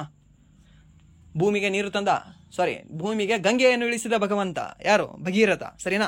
ಸೊ ಅವ್ರ ಹೆಸರಿನ ಮೇಲೆ ಒಂದು ಅಪ್ಲಿಕೇಶನ್ ಸ್ಟಾರ್ಟ್ ಮಾಡಿದ್ದಾರೆ. ಯಾವ ಒಂದು ರಾಜ್ಯದವರು? ಹಿಮಾಚಲ ಪ್ರದೇಶ, ಉತ್ತರಾಖಂಡ, ಪಂಜಾಬ್ ಮತ್ತು ಹರಿಯಾಣ. ಯಾವ ಒಂದು ರಾಜ್ಯದಲ್ಲಿ ಅಂತ ಕೇಳಿದ್ರೆ ಆಪ್ಷನ್ ಬಿ, ಉತ್ತರಾಖಂಡ. ಓಕೆ, ಈ ಉತ್ತರಾಖಂಡದಲ್ಲಿ ಈ ಭಗೀರಥ ಅಪ್ಲಿಕೇಶನ್ನ ಪ್ರಾರಂಭ ಮಾಡಿದ್ದಾರೆ. ಸರಿನಾ? ಇದು ಗೊತ್ತಿರಲಿ ಕೇಳಬಹುದು. ಆ್ಯಂಡ್ ದೆನ್ ನೆಕ್ಸ್ಟ್ ಪ್ರಶ್ನೆ ಏನಿದೆ ಅಂದರೆ, 2025ರ ರಾಷ್ಟ್ರೀಯ ಬುಡಕಟ್ಟು ಯುವ ಉತ್ಸವದ ಅತಿಥೇಯ ರಾಜ್ಯ ಯಾವುದು ಅಂತ ಕೇಳಿದ್ದಾನೆ. ಬುಡಕಟ್ಟು ಉತ್ಸವದ ಅತಿಥೇಯ ರಾಜ್ಯ ಯಾವುದಾಗಿದೆ? ಅಸ್ಸಾಂ, ಮಣಿಪುರ್, ಮಿಜೋರಾಂ ಮತ್ತು ನಾಗಾಲ್ಯಾಂಡ್ ಅಂತ ಕೊಟ್ಟಿದ್ದಾನೆ. ಸೊ ಇದಕ್ಕೆ ಸರಿಯಾದ ಉತ್ತರ ಯಾವುದಾಗುತ್ತೆ ಅಂದರೆ ಆಪ್ಷನ್ ಸಿ, ಮಿಜೋರಾಂ. ಈ ಮಿಜೋರಾಂ ಏನಿದೆ ಅಲ್ವಾ, ಅಲ್ಲಿ ರಾಷ್ಟ್ರೀಯ ಬುಡಕಟ್ಟು ಯುವ ಉತ್ಸವವನ್ನು ಆಚರಣೆ ಮಾಡಿದ್ದಾರೆ ರೀಸೆಂಟ್ ಆಗಿ. ಸೊ ಅದಕ್ಕೆ ಅದು ಕೂಡ ನ್ಯೂಸಲ್ಲಿದೆ. ಸೊ ಇದಕ್ಕೆ ಗೊತ್ತಿರಲಿ ನಿಮಗೆ ಕೇಳಬಹುದು. ನೆಕ್ಸ್ಟ್ ಪ್ರಶ್ನೆ ಏನಿದೆ ಅಂದರೆ, ವಿಶ್ವ ಪಾರ್ಕಿನ್ಸನ್ ದಿನವನ್ನು ವಾರ್ಷಿಕವಾಗಿ ಯಾವ ದಿನದಂದು ಆಚರಿಸಲಾಗುತ್ತದೆ? ಪಾರ್ಕಿನ್ಸನ್ ಅಂದರೆ ಏನು ಗೊತ್ತಾ? ಇವಾಗ ಯಾರಾದರೂ ಜಸ್ಟ್ ಎಕ್ಸಾಕ್ಟ್ ಎಲ್ಲರಿಗೂ ಇರುತ್ತೆ ಅಂತ ಅಲ್ಲ, ಬಟ್ ಇವಾಗ ಕೈ ಸೆಕೆಂಡ್ ಕೊಡ್ತಿರ್ತಾರೆ ಕೆಲವೊಬ್ರು, ಬಟ್ ಕೈ ಜಾಸ್ತಿ ನಡುಗ್ತಾ ಇರುತ್ತೆ. ಇವಾಗ ಟೀ ಕಾಫಿ ಕುಡಿತಾ ಇರ್ತಾರೆ, ಗ್ಲಾಸ್ ಫುಲ್ ನಡುಗಿಸ್ತಾ ಇರ್ತಾರೆ, ಕಾಫಿ ಕಪ್ ಫುಲ್ ನಡುಗಿಸ್ತಾ ಇರ್ತಾರೆ. ಕೈ ಹೆಂಗೆ ಅಂದರೆ ಅವ್ರಿಗೆ ಮಾತು ಕೇಳ್ತಾ ಇರಲ್ಲ, ಫುಲ್ ನಡುಗ್ತಾ ಇರುತ್ತೆ. ಸರಿನಾ? ಸೊ ಅಲ್ಲಿ ಜಾಸ್ತಿ ಏನಾಗಿರುತ್ತೆ ಅಂದರೆ, ಜಾಸ್ತಿ ಟೈಮ್ ಅವ್ರಿಗೆ ಪಾರ್ಕಿನ್ಸನ್ ರೋಗ ಇರುತ್ತೆ. ಇವಾಗ ಈ ಮಹಮ್ಮದ್ ಅಲಿ, ಯಾರು ಮಹಮ್ಮದ್ ಅಲಿ ಹೇಳ್ಬೋದಾ? ಬಾಕ್ಸರ್. ಆ ಬಾಕ್ಸರ್ ಮಹಮ್ಮದ್ ಅಲಿಗೆ ಏನಿತ್ತು ಅಂದರೆ ಈ ಪಾರ್ಕಿನ್ಸನ್ ರೋಗ ಇತ್ತು. ಸರಿನಾ? ಸೊ ಅದಕ್ಕೆ ಅವ್ರದ್ದು ಏನೋ ಈ ಕೈ ಶೇಕ್ ಆಗ್ತಿತ್ತು ಜಾಸ್ತಿ. ಓಕೆ, ಸೊ ಅವ್ರಿಗೆ ಏನಾಗುತ್ತೆ, ಈ ನ್ಯೂರಾನ್ಸ್ ಸ್ವಲ್ಪ ಈ ಡಿಸ್ಲೊಕೇಟ್ ಆಗಿ ಅವು ಏನಾಗುತ್ತೆ, ಈ ಎಲೆಕ್ಟ್ರಿಕಲ್ ಸಿಗ್ನಲ್ಸು ಪಾಸ್ ಆಗದೆ ಅವರಿಗೆ ಈ ರೋಗ ಬರುತ್ತೆ. ಯಾವುದು? ಈ ಪಾರ್ಕಿನ್ಸನ್ ಅನ್ನುವ ರೋಗ. ಓಕೆ, ಈ ಪಾರ್ಕಿನ್ಸನ್ ರೋಗದ ದಿನವನ್ನಾಗಿ ನಾವು ಯಾವ ದಿನ ಆಚರಣೆ ಮಾಡ್ತೀವಿ ಅಂತ ಕೇಳಿದ್ರೆ ಏಪ್ರಿಲ್ 9ರಂದು, ಏಪ್ರಿಲ್ 10, 11 ಮತ್ತು 12 ಅಂತ ಕೊಟ್ಟಿದ್ದಾರೆ. ಸೊ ಇದಕ್ಕೆ ಸರಿಯಾದ ಉತ್ತರ ಯಾವುದಾಗುತ್ತೆ? ಏಪ್ರಿಲ್ 11. ಏಪ್ರಿಲ್ 11ರಂದು ನಾವು ಏನು ಆಚರಣೆ ಮಾಡ್ತೀವಿ ಅಂದರೆ ವಿಶ್ವ ಪಾರ್ಕಿನ್ಸನ್ ದಿನವನ್ನಾಗಿ ನಾವು ಆಚರಣೆ ಮಾಡ್ತೀವಿ. ಓಕೆ, ವರ್ಲ್ಡ್ ಪಾರ್ಕಿನ್ಸನ್ ಡೇ ಯಾವಾಗ ಅಂದರೆ ನಿಮಗೆ ಏಪ್ರಿಲ್ 21. Sir April 11 ಮಾತ್ರನಾ? ಸಾರಿ, ಏಪ್ರಿಲ್ 11. ಓಕೆ, ಏಪ್ರಿಲ್ 11 ಮಾತ್ರ ಈ ವಿಶ್ವ ಪಾರ್ಕಿನ್ಸನ್ ದಿನವ? ಈ ಏಪ್ರಿಲಲ್ಲಿ ಜಸ್ಟ್ ಕೇವಲ ಆವಾಗಲೇ ಹೇಳಿದ್ರೆ ಒಂದು ಯಾವುದು, ಈ ಏಪ್ರಿಲ್ 6 ಅಂತ ಹೇಳಿದೆ. ಏಪ್ರಿಲ್ 6 ಯಾವುದು? International sports day. ಅದು ಮತ್ತೆ ಇವು 2 ಇಂಪಾರ್ಟೆಂಟ್ ಇದೆಯಾ? ಇಲ್ಲಿ ಮೆನ್ಷನ್ ಮಾಡಿರೋದು 2, ಸರಿನಾ? ಬಟ್ ಇಲ್ಲಿ ನಿಮಗೆ ಏಪ್ರಿಲಲ್ಲಿ ಬೇರೆ ಬೇರೆ ದಿನಗಳು ಬರ್ತವೆ. ಸರಿನಾ? ಸೊ ಅದಕ್ಕೆ ಅವು ಕೂಡ ನಿಮ್ಗೆ ಇಂಪಾರ್ಟೆಂಟ್ ಆಗ್ತವೆ. ಇವಾಗ ಆಯುಷ್ ಭಾರತ್ ದಿನವನ್ನಾಗಿ ನಾವು ಆಚರಣೆ ಮಾಡ್ತೀವಿ. ಯಾವುದನ್ನ? ಏಪ್ರಿಲ್ 30 ನಾವು ಆಯುಷ್ ಭಾರತ್ ದಿನವನ್ನಾಗಿ ಆಚರಣೆ ಮಾಡ್ತೀವಿ. ಅದು ಕೂಡ ನಮಗೆ ಗೊತ್ತಿರಬೇಕು. ಸರಿಯಾ? ಸೊ ಅದು ಕೂಡ ನಮ್ಗೆ ಗೊತ್ತಿರಬೇಕು. ಹಾಗೆ ಏಪ್ರಿಲ್ 22ರಂದು ಭೂ ದಿನವನ್ನಾಗಿ ನಾವು ಆಚರಣೆ ಮಾಡ್ತೀವಿ. ಅದು ನಮಗೆ ಗೊತ್ತಿರಬೇಕು. ಸರಿನಾ? ಸೊ ಎಲ್ಲ ದಿನವನ್ನು ನಾನು ಟೆಲಿಗ್ರಾಮ್ ಗ್ರೂಪಲ್ಲಿ ಅಪ್ಲೋಡ್ ಮಾಡಿದ್ದೀನಿ. ಯಾರ್ಯಾರು ಇನ್ನೂ ಟೆಲಿಗ್ರಾಮ್ ಗ್ರೂಪ್ಗೆ ಜಾಯ್ನ್ ಆಗಿಲ್ಲ ಅಲ್ವಾ, ಅಲ್ಲಿ ಜಾಯ್ನ್ ಆಗಿ ನಿಮಗೆ ಕೆಲವೊಂದು NCERT ನೋಟ್ಸ್ಗಳು ಹಾಗೆ ಕೆಲವೊಂದು ಶಾರ್ಟ್ ನೋಟ್ಸ್ಗಳು, ಹಾಗೆ ಡೈಲಿ ಕರೆಂಟ್ ಅಫೇರ್ಸು, ಹಾಗೆ ಡೈಲಿ ನ್ಯೂಸ್ ಪೇಪರ್ ಕೂಡ ಸ್ವಲ್ಪ ನಿಮಗೆ ಅಪ್ಡೇಟ್ ಮಾಡ್ತಾ ಇರ್ತೀನಿ. ಸೊ ಅಲ್ಲಿ ನಿಮಗೆ ಡೈಲಿ ಸ್ವಲ್ಪ ಏನೋ ಟಚಲ್ಲಿರುತ್ತೆ, ಸರಿನಾ? ಸೊ ಇಷ್ಟು ಹೇಳ್ತಾ ಮುಂದಿನ ಪ್ರಶ್ನೆ ಏನಿದೆ ಅಂದರೆ, ಇತ್ತೀಚೆಗೆ ಸುದ್ದಿಯಲ್ಲಿ ಕಾಣಿಸಿಕೊಂಡ ಮೌಂಟ್ ಸ್ಪರ್ ಯಾವ ದೇಶದಲ್ಲಿ ಕಂಡುಬರುತ್ತದೆ ಅಂತ ಕೇಳಿದ್ದಾನೆ. ಓಕೆ, ಈ ಮೌಂಟ್ ಸ್ಪರ್ ಅನ್ನೋದು ಯಾವ ದೇಶದಲ್ಲಿ ಕಂಡುಬರುತ್ತದೆ? ಇಂಡೋನೇಷ್ಯಾ, ವಿಯೆಟ್ನಾಂ, ಜಪಾನ್ ಮತ್ತು US ಅಂತ ಕೊಟ್ಟಿದ್ದಾನೆ. ಸೊ ಇದಕ್ಕೆ ಸರಿಯಾದ ಉತ್ತರ ಯಾವುದಾಗುತ್ತೆ ಅಂದರೆ ಆಪ್ಷನ್ ಡಿ, US ಆಗುತ್ತೆ. ಯುನೈಟೆಡ್ ಸ್ಟೇಟ್ಸ್ ಆಫ್ ಅಮೆರಿಕಾದಲ್ಲಿ ಈ ಮೌಂಟ್ ಸ್ಪರ್ ಅನ್ನುವ ಒಂದು ಪೀಕ್ ಕಾಣಿಸಿಕೊಂಡಿದೆ. ಓಕೆ, ಸೊ ಒಂದು ಬೆಟ್ಟ ಕಾಣಿಸಿಕೊಂಡಿದೆ. ಯಾವುದು? ಈ ಮೌಂಟ್ ಸ್ಪರ್ ಅನ್ನೋದು. ಸರಿನಾ? ಇದು ಗೊತ್ತಿರಲಿ ನಿಮಗೆ, ಇದು ಕೂಡ ಕೇಳಬಹುದು. ಆ್ಯಂಡ್ ದೆನ್ ನೆಕ್ಸ್ಟ್ ಪ್ರಶ್ನೆ ಏನಿದೆ ಅಂದರೆ, ಎಟಾಲಿನ್ ಜಲವಿದ್ಯುತ್ ಯೋಜನೆಯು ಯಾವ ರಾಜ್ಯದಲ್ಲಿ ಯೋಜಿತ ಜಲವಿದ್ಯುತ್ ಯೋಜನೆ ಆಗಿದೆ ಅಂತ ಕೊಟ್ಟಿದ್ದಾನೆ. ಯಾವುದು? ಎಟಾಲಿನ್ ಜಲವಿದ್ಯುತ್ ಯೋಜನೆ ಎಲ್ಲಿ ಕಂಡುಬರ್ತದೆ? Option A Sikkim, option B Assam, option C Odisha, ಹಾಗೆ ಆಪ್ಷನ್ ಡಿ ಏನು ಕೊಟ್ಟಿದ್ದಾನೆ ಅಂದರೆ ಅರುಣಾಚಲ ಪ್ರದೇಶ ಕೊಟ್ಟಿದ್ದಾನೆ. ಸರಿನಾ? ಸೊ ಹಾಗೆ ಈ ಎಟಾಲಿನ್ ಅನ್ನೋದು ಬಿಟ್ಟು ನಿಮಗೆ ಈ ಅರುಣ, ಓಕೆ, ಈ ಅರುಣ್ ಅನ್ನುವ ಜಲವಿದ್ಯುತ್ ಯೋಜನೆ ಇದೆಯಲ್ವಾ, ಅರುಣ್ 3 ಅನ್ನುವ ಜಲವಿದ್ಯುತ್ ಯೋಜನೆ. ಈ ಅರುಣ್ 3 ಅನ್ನುವ ಜಲವಿದ್ಯುತ್ ಯೋಜನೆ ಸ್ವಲ್ಪ ಜಾಸ್ತಿ ನ್ಯೂಸಲ್ಲಿದೆ ಇದು. ಸೊ ಈ ಅರುಣ್ 3 ಅನ್ನುವ ಜಲವಿದ್ಯುತ್ ಯೋಜನೆ ಯಾವ ಒಂದು ರಾಷ್ಟ್ರದಲ್ಲಿ ಕಂಡುಬರ್ತದೆ ಅಂತ ನಿಮಗೆ ಕೇಳಬಹುದು ಆಪ್ಷನ್. ಸರಿನಾ? ಸೊ ಯಾವ ಒಂದು ರಾಷ್ಟ್ರದಲ್ಲಿ ಅಂತ ಕೇಳಿದಾಗ ಏನಂತ ಹೇಳ್ತೀರಾ? ನೇಪಾಳ, ಭೂತಾನ, ಮತ್ತು ಬಾಂಗ್ಲಾದೇಶ ಮತ್ತು ಭಾರತ ಅಂತ ಕೇಳಿದಾಗ ಸರಿಯಾದ ಉತ್ತರ ಯಾವುದಾಗುತ್ತೆ? ನೇಪಾಳದಲ್ಲಿ ಕಂಡುಬರ್ತಕ್ಕಂಥ ಒಂದು ಯೋಜನೆ ಆಗಿದೆ. ಯಾವುದು? ಈ ಅರುಣ್ 3 ಅನ್ನುವ ಒಂದು ಯೋಜನೆ ಏನಿದೆ ಅಲ್ವಾ, ಅರುಣ್ 3 ಅನ್ನುವ ಒಂದು ಪ್ರಾಜೆಕ್ಟು, ಈ ಒಂದು ಡ್ಯಾಮು, ಈ ಡ್ಯಾಮ್ ಎಲ್ಲಿ ಕಂಡುಬರ್ತದೆ ಅಂದರೆ ನಿಮಗೆ ಈ ನೇಪಾಳದಲ್ಲಿ ಕಂಡುಬರ್ತದೆ. ಸರಿನಾ? ಸೊ ಈ ಕೋಶಿ ನದಿಗೆ ಅಡ್ಡಲಾಗಿ ಕಟ್ಟಿರ್ತಕ್ಕಂಥ ಒಂದು ಡ್ಯಾಮ್ ಯಾವುದು ಅಂದರೆ ನಿಮಗೆ ಈ ಅರುಣ ಡ್ಯಾಮ್ ಅನ್ನೋದು. ಸರಿನಾ? ಇದು ಗೊತ್ತಿರೋ ನಿಮಗೆ ಕೇಳಬಹುದು. ಬಟ್ ಇಲ್ಲಿ ನೀವು ಇದನ್ನ ಕಾಮೆಂಟ್ ಮಾಡಿ ಯಾವುದು ಅಂದರೆ ಈ ಎಟಾಲಿನ್ ಜಲವಿದ್ಯುತ್ ಯೋಜನೆಯು ಯಾವ ರಾಜ್ಯದಲ್ಲಿ ಕಂಡುಬರ್ತದೆ ಅಂತ, ಯೋಜಿತ ಜಲವಿದ್ಯುತ್ ಯೋಜನೆ ಆಗಿದೆ ಅಂತ. ಸರಿನಾ? ಆಪ್ಷನ್ ಇದು ಕಾಮೆಂಟ್ ಮಾಡ್ಬೋದಾ? ಇದೊಂದು ಕ್ವಶನ್ಗೆ ಕಾಮೆಂಟ್ ಮಾಡಿ ಪ್ಲೀಸ್ ಇದನ್ನು. ಆ್ಯಂಡ್ ದೆನ್ ನೆಕ್ಸ್ಟ್ ಪ್ರಶ್ನೆ ಏನಿದೆ ಅಂದರೆ, ಮಸಾಲೆ ಉದ್ಯಮಕ್ಕಾಗಿ IISR ಸೂರ್ಯ ಎಂಬ ಹೊಸ ತಳಿ ಬಣ್ಣದ ಅರಿಶಿಣ ವಿಧವನ್ನು ಯಾವ ಸಂಸ್ಥೆ ಅಭಿವೃದ್ಧಿಪಡಿಸಿದೆ ಅಂತ ಕೇಳಿದ್ದಾನೆ. ಯಾವ ಸಂಸ್ಥೆ ಅಭಿವೃದ್ಧಿಪಡಿಸಿದೆ? ಫಸ್ಟ್ ಆಫ್ ಆಲ್ ನಿಮಗೆ ಇದು ಗೊತ್ತಿರಲಿ, ಏನು ಅಂದರೆ ಈ IISR ಸೂರ್ಯ ಎಂಬ ತಳಿ ಯಾವುದರ ತಳಿಯಾಗಿದೆ ಅಂತ. ಯಾವುದರ ತಳಿಯಾಗಿದೆ ಅಂದರೆ ಇದೊಂದು ಅರಿಶಿಣದ ತಳಿಯಾಗಿದೆ. ಓಕೆ, ಹಳದಿ ಬಣ್ಣದ ಒಂದು ಅರಿಶಿಣದ ತಳಿಯಾಗಿದೆ. ಯಾವುದು? ಈ IISR ಸೂರ್ಯ ಅನ್ನೋದು. ಸೂರ್ಯ ಕೂಡ ಅರಿಶಿಣ ಬಣ್ಣದಲ್ಲಿರ್ತಾನೆ, ಹಳದಿ ಬಣ್ಣದಲ್ಲಿರ್ತಾನೆ, ಹಾಗೆ ಅರಿಶಿಣವು ಕೂಡ ಹಳದಿ ಬಣ್ಣದಲ್ಲಿರ್ತದೆ. ಸೊ ಅದಕ್ಕೆ ನೀವು ಎರಡು ಕೂಡ ಸ್ವಲ್ಪ ಮ್ಯಾಚ್ ಮಾಡ್ಕೊಂಡು ಓದಬಹುದು. ಸೊ ಇದು ಯಾವ ಒಂದು ಸಂಸ್ಥೆ ಅಭಿವೃದ್ಧಿಪಡಿಸಿದೆ ಅಂತ ಕೇಳಿದ್ರೆ ಆಪ್ಷನ್ ಬಿ, ಭಾರತೀಯ ಮಸಾಲೆ ಸಂಶೋಧನಾ ಸಂಸ್ಥೆ ಕೋಜಿಕೋಡ್ ಅನ್ನೋದು. ಸರಿನಾ? ಇದು ಇಂಪಾರ್ಟೆಂಟ್, ನಿಮ್ಗೆ ಗೊತ್ತಿರಲಿ. ಯಾವುದು? ಭಾರತೀಯ ಮಸಾಲೆ ಸಂಶೋಧನಾ ಸಂಸ್ಥೆ ಕೋಜಿಕೋಡ್ ಅನ್ನೋದು ಇದನ್ನ ಅಭಿವೃದ್ಧಿಪಡಿಸಿದೆ. ಸೊ ಇಷ್ಟೇ ಇದರಲ್ಲಿ ಇಂಪಾರ್ಟೆಂಟಾ? ಕ್ವಶನ್ ಮುಗೀತಾ? ಇಲ್ಲ, ಮುಗಿದಿಲ್ಲ. ಯಾಕೆ ಅಂದರೆ ಇದನ್ನು ಕೂಡ ಓದ್ಕೋಬೇಕಾಗುತ್ತೆ. ಆಪ್ಷನ್ ಇರೋದು ಬೇರೆದು. ಯಾವುದು? ಕೇಂದ್ರೀಯ ಕೃಷಿ ಇಂಜಿನಿಯರಿಂಗ್ ಸಂಸ್ಥೆ ಎಲ್ಲಿ ಕಂಡು ಬರ್ತದೆ ಅಂತ ನಿಮಗೆ ಕೇಳಬಹುದು. ಭೂಪಾಲಲ್ಲಿ ಕಂಡು ಬರ್ತದೆ. ಈ ರೀತಿಯ ಪ್ರಶ್ನೆಗಳನ್ನು ಕೇಳಿದ್ದಾನೆ. ಸರಿನಾ? ಕೇಳಿದಾನೆ, ಅದಕ್ಕೆ ಹೇಳ್ತಾ ಇದ್ದೀನಿ. ಆ್ಯಂಡ್ ದೆನ್ ಭಾರತೀಯ ತೋಟಗಾರಿಕಾ ಸಂಶೋಧನಾ ಸಂಸ್ಥೆ ಎಲ್ಲಿ ಕಂಡು ಬರುತ್ತೆ? ನಮ್ಮ ಬೆಂಗಳೂರಲ್ಲಿ. ಸೊ ಇದನ್ನು ನೀವು ನೋಡ್ಬೋದು, ಬೆಂಗಳೂರಲ್ಲಿ. ಆ್ಯಂಡ್ ದೆನ್ ಭಾರತೀಯ ತರಕಾರಿ ಸಂಶೋಧನಾ ಸಂಸ್ಥೆಯಲ್ಲಿ ಕಂಡುಬರ್ತದೆ, ವಾರಣಾಸಿಯಲ್ಲಿ ಕಂಡುಬರ್ತದೆ. ಸರಿನಾ? ವಾರಣಾಸಿಯಲ್ಲಿ ಯಾವ ಒಂದು ಏರ್ಪೋರ್ಟ್ ಕಂಡುಬರ್ತದೆ? ಲಾಲ್ ಬಹದ್ದೂರ್ ಶಾಸ್ತ್ರಿ ಅವರ ಹೆಸರಿನ ಮೇಲೆ ಒಂದು ಏರ್ಪೋರ್ಟ್ ಅನ್ನು ಕಂಡುಬರ್ತದೆ. ಕೆಂಪೇಗೌಡ ಏರ್ಪೋರ್ಟ್ ಎಲ್ಲಿ ಕಂಡುಬರ್ತದೆ? ಬೆಂಗಳೂರಲ್ಲಿ ಕಂಡುಬರ್ತದೆ. ಬೆಂಗಳೂರಲ್ಲಿ ಮತ್ತೇನು ಕಂಡುಬರ್ತದೆ? ಭಾರತೀಯ ತೋಟಗಾರಿಕಾ ಸಂಶೋಧನಾ ಸಂಸ್ಥೆ ಕಂಡುಬರ್ತದೆ. Okay, Indian institute of science ಕಂಡುಬರ್ತದೆ. ಎಲ್ಲಿ? ಈ ನಮ್ಮ ಬೆಂಗಳೂರಲ್ಲಿ. ಸರಿನಾ? ಹಾಗೆ ಭಾರತೀಯ ಮಸಾಲಾ ಸಂಶೋಧನಾ ಸಂಸ್ಥೆಯಲ್ಲಿ ಕಂಡುಬರ್ತದೆ ಕೋಜಿಕೋಡ್, ಕೇರಳದಲ್ಲಿ ಕಂಡುಬರ್ತದೆ. ಕೇಂದ್ರೀಯ ಕೃಷಿ ಇಂಜಿನಿಯರಿಂಗ್ ಸಂಸ್ಥೆಯಲ್ಲಿ ಕಂಡುಬರ್ತದೆ. ಕೃಷಿ ಇಂಜಿನಿಯರಿಂಗ್, ಅಗ್ರಿ ಇಂಜಿನಿಯರಿಂಗ್ ಎಲ್ಲಿ ಕಂಡುಬರ್ತದೆ ನಿಮಗೆ? Agriculture engineering ಭೂಪಾಲಲ್ಲಿ. ಭೂಪಾಲ್ ಯಾವ ರಾಜ್ಯದ ರಾಜಧಾನಿ? ಮಧ್ಯಪ್ರದೇಶ ರಾಜ್ಯದ ರಾಜಧಾನಿಯಾಗಿದೆ. ಸರಿನಾ? ಹಾಗೆ ನೆಕ್ಸ್ಟ್ ಪ್ರಶ್ನೆ ಏನಿದೆ ಅಂದರೆ, ವ್ಯಾಪಾರ ಮತ್ತು ಅಭಿವೃದ್ಧಿ ಮುನ್ಸೂಚನೆಗಳು 2025 ಎಂಬ ವರದಿಯನ್ನು ಯಾವ ಸಂಸ್ಥೆ ಬಿಡುಗಡೆ ಮಾಡಿದೆ ಅಂತ ಕೇಳಿದ್ದಾನೆ. ಯಾವುದು? ವ್ಯಾಪಾರ ಮತ್ತು ಅಭಿವೃದ್ಧಿ ಮುನ್ಸೂಚನೆಗಳು 2025 ಎಂಬ ವರದಿಯನ್ನು ಯಾವ ಸಂಸ್ಥೆ? WTOನ, ವಿಶ್ವ ಬ್ಯಾಂಕ, ಅಥವಾ IMF, ಅಥವಾ UNCTAD ಅಂತ ಕೇಳಿದ್ರೆ UNCTAD ಅನ್ನೋದು ವಿಶ್ವಸಂಸ್ಥೆ ವ್ಯಾಪಾರ ಮತ್ತು ಅಭಿವೃದ್ಧಿ ಸಮ್ಮೇಳನ ಅನ್ನುವ ಒಂದು ಸಂಸ್ಥೆ ಏನು ಮಾಡಿದೆ ಅಂದರೆ ಈ ವ್ಯಾಪಾರ ಮತ್ತು ಅಭಿವೃದ್ಧಿ ಮುನ್ಸೂಚನೆಗಳು 2025 ಎಂಬ ಒಂದು ವರದಿಯನ್ನು ಬಿಡುಗಡೆ ಮಾಡಿದೆ. ಯಾವುದು? ಆಪ್ಷನ್ ಡಿ ಇದಕ್ಕೆ ಸರಿಯಾದ ಉತ್ತರ ಆಗುತ್ತೆ. ಆ್ಯಂಡ್ ದೆನ್ ನೆಕ್ಸ್ಟ್ ಪ್ರಶ್ನೆ ಏನಿದೆ ಅಂದರೆ, ಯುನೆಸ್ಕೋ ವಿಶ್ವ ಪಾರಂಪರೆಯ ತಾಣವಾದ ಕ್ರೆಡಲ್ ಆಫ್ ಹ್ಯೂಮನ್ ಕೈಂಡ್ ಯಾವ ದೇಶದಲ್ಲಿ ಕಂಡುಬರ್ತದೆ ಅಂತ ಕೇಳಿದ್ದಾನೆ. ಯಾವುದು? ಈ ಕ್ರೆಡಲ್ ಆಫ್ ಹ್ಯೂಮನ್ ಕೈಂಡ್ ಅನ್ನೋದು ಯಾವ ದೇಶದಲ್ಲಿ ಕಂಡುಬರ್ತದೆ? ಕ್ರೆಡಲ್ ಆಫ್ ಹ್ಯೂಮನ್ ಕೈಂಡ್ ಅನ್ನೋದು ದಕ್ಷಿಣ ಆಫ್ರಿಕಾ, ಚಿಲಿ, ಫ್ರಾನ್ಸ್ ಮತ್ತು ಇಂಡೋನೇಷ್ಯಾ. ಸೊ ಈ ಹ್ಯೂಮನ್ ಕೈಂಡ್ ಅತ್ಯಂತ ಹ್ಯೂಮನ್ ಅಂದರೆ ಮನುಷ್ಯತ್ವ. ಓಕೆ, ಹ್ಯುಮ್ಯಾನಿಟಿ ಅಂದರೆ ಮನುಷ್ಯತ್ವ. ಸೊ ಆ ರೀತಿ ಯಾರು ನಮ್ಮ ABD ಯೂನಿವರ್ಸು. ಯಾವ ದೇಶ? ದಕ್ಷಿಣ ಆಫ್ರಿಕಾ. ಜಸ್ಟ್ ನೆನಪಿಟ್ಕೊಳ್ಳೋಕೆ ಮಾತ್ರ ಹೇಳ್ತಾ ಇದ್ದೀನಿ. ಓಕೆ, ಅದಕ್ಕೆ ಇದಕ್ಕೆ ಏನು ಲಿಂಕ್ ಇಲ್ಲ, ಬಟ್ ಆದರೂ ಕೂಡ ಸ್ವಲ್ಪ ಲಿಂಕ್ ಮಾಡ್ಕೋಬೇಕಷ್ಟೇ. ಓಕೆ, ಸೊ ಈ ಕ್ರೆಡಲ್ ಆಫ್ ಹ್ಯೂಮನ್ ಕೈಂಡ್ ಅನ್ನೋದು ಯಾವ ದೇಶದಲ್ಲಿ ಕಂಡುಬರ್ತದೆ ಅಂದರೆ ದಕ್ಷಿಣ ಆಫ್ರಿಕಾದಲ್ಲಿ ಕಂಡುಬರ್ತದೆ. ಸರಿನಾ? ಸೊ ದಕ್ಷಿಣ ಆಫ್ರಿಕಾಕ್ಕೆ ಎಷ್ಟು ರಾಜಧಾನಿಗಳಿದ್ದಾವೆ ಹೇಳ್ಬೋದಾ? ಎಷ್ಟು ರಾಜಧಾನಿಗಳು ಕಂಡುಬರ್ತದೆ? ನಮ್ಮ ಭಾರತಕ್ಕೆ ಎಷ್ಟು ರಾಜಧಾನಿಗಳಿದ್ದಾವೆ? ಒಂದೇ ರಾಜಧಾನಿ ಇದೆ. ಅಫಿಷಿಯಲಾಗಿ ಒಂದೇ ರಾಜಧಾನಿ ಇದೆ. ಅನ್ಅಫಿಷಿಯಲಾಗಿ ಎಷ್ಟು ರಾಜಧಾನಿಗಳಿದ್ದಾವೆ? 2 ರಾಜಧಾನಿಗಳಿದ್ದಾವೆ. 2ನೇ ರಾಜಧಾನಿ ಯಾವುದು ಅಂತ ಹೇಳ್ಬೋದಾ? ನಮ್ಮ ಭಾರತ 2ನೇ ರಾಜಧಾನಿ ಹೇಳಿ ನೋಡೋಣ. 1ನೇ ರಾಜಧಾನಿ ದೆಹಲಿ, ಬಟ್ 2ನೇ ರಾಜಧಾನಿ ಯಾವುದಾಗಿದೆ? ದಕ್ಷಿಣ ಭಾರತದಲ್ಲಿ ಇಲ್ಲ, ಉತ್ತರ ಭಾರತದಲ್ಲೇ ಇದೆ. ಆ ಎರಡನೇ ರಾಜಧಾನಿ ಯಾವುದು ಅಂತ ನೀವು ಕಾಮೆಂಟ್ ಮಾಡಿ. ಓಕೆ, ಸೊ ಇದು ಕೂಡ ನಿಮಗೆ 1911ರಿಂದ ಎರಡನೇ ರಾಜಧಾನಿಯಾಗಿದೆ. ಇದು ಯಾವುದು? ಈ ನಾನು ಹೇಳ್ತಕ್ಕಂಥ ನೀವು ಕಾಮೆಂಟ್ ಮಾಡ್ತಕ್ಕಂಥ ಎರಡನೇ ರಾಜಧಾನಿ ಆ ಊರು. ಓಕೆ, ಸೊ ಇದು ಗೊತ್ತಿರಲಿ ನಿಮಗೆ ಕೇಳ್ಬೋದು. ಬಟ್ ಇಲ್ಲಿ 3 ರಾಜಧಾನಿಗಳನ್ನು ಹೊಂದಿರತಕ್ಕಂಥ ಜಗತ್ತಿನ ಒಂದು ಮೊದಲ ದೇಶ ಅಥವಾ ಏಕೈಕ ದೇಶ ಅದು ಅಂದರೆ ನಿಮಗೆ ದಕ್ಷಿಣ ಆಫ್ರಿಕಾ. ಓಕೆ, ಕಾರ್ಯಾಂಗ, ಶಾಸಕಾಂಗ ಮತ್ತು ನ್ಯಾಯಾಂಗಕ್ಕೆ ಸಪ್ರೇಟ್ ರಾಜಧಾನಿಗಳನ್ನು ಹೊಂದಿದೆ. ಯಾವುದು? ಈ ದಕ್ಷಿಣ ಆಫ್ರಿಕಾ ಅನ್ನೋ ಒಂದು ದೇಶ. ಸರಿಯಾಗಿ ಗೊತ್ತಿರಲಿ ನಿಮಗೆ ಕೇಳ್ಬೋದು. ಆ್ಯಂಡ್ ದೆನ್ ನೆಕ್ಸ್ಟ್ ಪ್ರಶ್ನೆ ಏನಿದೆ ಅಂದರೆ, ಭೂ ಸವೆತ ಮತ್ತು ಮಣ್ಣಿನ ಫಲವತ್ತತೆ ನಷ್ಟವನ್ನು ಎದುರಿಸಲು ಬ್ರಿಕ್ಸ್ ರಾಷ್ಟ್ರಗಳು ಇತ್ತೀಚೆಗೆ ಪ್ರಾರಂಭಿಸಿದ ಉಪಕ್ರಮದ ಹೆಸರೇನು ಅಂತ ಕೇಳಿದ್ದಾನೆ. ಸೊ ಇದು ಕೂಡ ನಿಮಗೆ ಇಂಪಾರ್ಟೆಂಟ್ ಆಗುತ್ತೆ. ಓಕೆ, ಇದು ಕೂಡ ನಿಮಗೆ ಇಂಪಾರ್ಟೆಂಟ್ ಆಗುತ್ತೆ. ಸೊ ಯಾವುದು? ಆಪ್ಷನ್ ಏನು ಕೊಟ್ಟಿದ್ದಾನೆ? ಬ್ರಿಕ್ಸ್ ಭೂ ಪುನಃಸ್ಥಾಪನೆ ಪಾಲುದಾರಿಕೆ ಅಂತ ಕೊಟ್ಟಿದ್ದಾನೆ. ಆಪ್ಷನ್ ಬಿ ಬ್ರಿಕ್ಸ್ ಹಸಿರು ಒಪ್ಪಂದ ಅಂತ ಕೊಟ್ಟಿದ್ದಾನೆ. ಆಪ್ಷನ್ ಸಿ ಏನು ಕೊಟ್ಟಿದ್ದಾನೆ ಅಂದರೆ ಬ್ರಿಕ್ಸ್ ಸುಸ್ಥಿರ ಕೃಷಿ ಒಕ್ಕೂಟ ಅಂತ ಕೊಟ್ಟಿದ್ದಾನೆ. ಹಾಗೆ ಆಪ್ಷನ್ ಡಿ ಏನು ಕೊಟ್ಟಿದ್ದಾನೆ ಅಂದರೆ ಬ್ರಿಕ್ಸ್ ಮಣ್ಣಿನ ಆರೋಗ್ಯ ಮಿಷನ್ ಅಂತ ಕೊಟ್ಟಿದ್ದಾನೆ. ಸೊ ಇದಕ್ಕೆ ಸರಿಯಾದ ಉತ್ತರ ಯಾವುದಾಗುತ್ತೆ? ಯಾವ ಸ್ಕೀಮನ್ನು ಪ್ರಾರಂಭ ಮಾಡಿದರು ನಮ್ಮ ಭಾರತ ದೇಶದವರು? ಯಾವುದು ಅಂದರೆ ಬ್ರಿಕ್ಸ್ ಭೂ ಪುನಃಸ್ಥಾಪನೆ ಅನ್ನುವ ಒಂದು ಪಾಲುದಾರಿಕೆಯನ್ನು ಪ್ರಾರಂಭ ಮಾಡಿದ್ದಾರೆ. ಯಾವುದು? ಆಪ್ಷನ್ ಎ ಆಗಿರ್ತಕ್ಕಂಥ ಸರಿಯಾದ ಉತ್ತರ ಆಗಿದೆ. ಯಾವುದು? ಬ್ರಿಕ್ಸ್ ಭೂ ಪುನಃಸ್ಥಾಪನೆ ಪಾಲುದಾರಿಕೆ ಅನ್ನುವ ಒಂದು ಉಪಕ್ರಮವನ್ನು ಪ್ರಾರಂಭ ಮಾಡಿದ್ದಾರೆ. ಯಾರು? ಈ ಬ್ರಿಕ್ಸ್ ರಾಷ್ಟ್ರಗಳು. ಸರಿಯಾದ ಗೊತ್ತಿಲ್ಲ ನಿಮಗೆ ಕೇಳಬಹುದು. ಆ್ಯಂಡ್ ದೆನ್ ಅದಕ್ಕೆ ಸಂಬಂಧಿಸಿದಂಥ ಸ್ವಲ್ಪ ಪೂರಕ ಮಾಹಿತಿ ಇದೆ, ಇದನ್ನು ಓದ್ಕೊಳ್ಳಿ. ಆ್ಯಂಡ್ ದೆನ್ ನೆಕ್ಸ್ಟ್ ಪ್ರಶ್ನೆ ಏನಿದೆ ಅಂದರೆ, ಭೂಗತ ಗಣಿಗಾರಿಕೆಯಲ್ಲಿ ಫೆಸ್ಟ್ ಫೀಲ್ ತಂತ್ರಜ್ಞಾನವನ್ನು ಅಳವಡಿಸಿಕೊಂಡ ಭಾರತದ ಮೊದಲ ಕಲ್ಲಿದ್ದಲು ಪಿಸು ಯಾವುದು ಅಂತ ಕೇಳಿದಾನೆ. ಓಕೆ, ಪೆಸ್ಟ್ ಫೀಲ್ ತಂತ್ರಜ್ಞಾನ ಯಾವ ಒಂದು ರಾಜ್ಯ ಅಳವಡಿಸಿಕೊಂಡಿದೆ? ಪೆಸ್ಟ್ ಫೀಲ್ ಅನ್ನುವ ಒಂದು ತಂತ್ರಜ್ಞಾನ ಅಂದರೆ ಏನು ಅಂತ ನಿಮ್ಗೆ ಮೊದಲು ಗೊತ್ತಿರಲಿ. ಓಕೆ, ಇಲ್ಲಿ ಮಾಹಿತಿ ಕೊಟ್ಟಿಲ್ಲ, ಪೂರಕ ಮಾಹಿತಿ ಇಲ್ಲಿ ಹಾಕಿಲ್ಲ, ಹಾಕಿದ್ದೀನಿ ಅನಿಸುತ್ತೆ. ಓಕೆ, ಈ ಪೆಸ್ಟ್ ಫೀಲ್ ಅಂದರೆ ಏನಂತ ಹೇಳ್ತೀನಿ. ಓಕೆ, ಈ ಪೆಸ್ಟ್ ಫೀಲ್ ಏನು ಅಂದರೆ, ಇವಾಗ ಕಲ್ಲಿದ್ದಲನ್ನು ಇವಾಗ ಈ ಭೂಮಿ ಇದೆ, ಈ ಭೂಮಿಯಿಂದ ಇಲ್ಲಿ ಕಲ್ಲಿದ್ದಲು ಇಷ್ಟನ್ನು ತೆಗೆದಿದ್ದಾರೆ. ಓಕೆ, ಆ ಕಲ್ಲಿದ್ದಲು ತೆಗೆದಿರ್ತಕ್ಕಂಥ ಪ್ರದೇಶದಲ್ಲಿ ಖಾಲಿ ಉಳಿದಿರ್ತದಲ್ವಾ, ಅದರಲ್ಲಿ ಮತ್ತೊಂದು ಈ ಬೂದಿ ಬೇರೆ ಉಳಿದಿರ್ತದಲ್ವಾ, ಎಕ್ಸ್ಟ್ರಾ ಮಟೀರಿಯಲ್, ಅದನ್ನೆಲ್ಲವೂ ಕೂಡ ತುಂಬಿ ಇಲ್ಲಿ ಪ್ಯಾಕಪ್ ಮಾಡೋದು, ಅದನ್ನು ನಾವೇನಂತ ಕರಿತೀವಿ? ಪೆಸ್ಟ್ ಫೀಲ್ ಟೆಕ್ನಾಲಜಿ ಅಂತ ಕರಿತೀವಿ.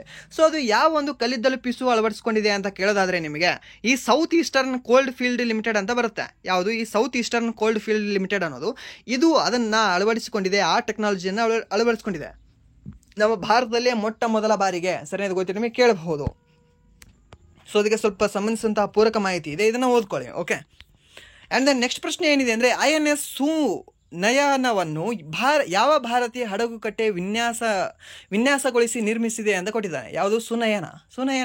ಸುನಯನ ಮನಮೋಹರ. ಯಾವುದು?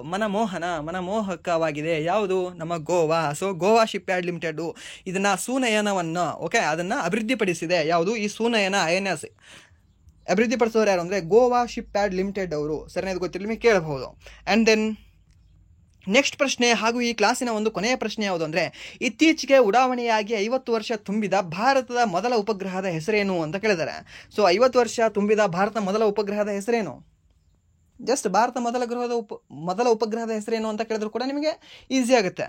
ಭಾರತ ಮೊದಲ ಉಪಗ್ರಹ ಅಲ್ಲ, ಭಾರತದ ಮೊದಲ ಕೃತಕ ಉಪಗ್ರಹ. ಓಕೆ, ಯಾವುದು ಅಂದರೆ ನಿಮಗೆ ಆರ್ಯಭಟ ಅಂತ ಆಗುತ್ತೆ. ಯಾವಾಗ ಇದನ್ನು ಲಾಂಚ್ ಮಾಡಿದ್ರು?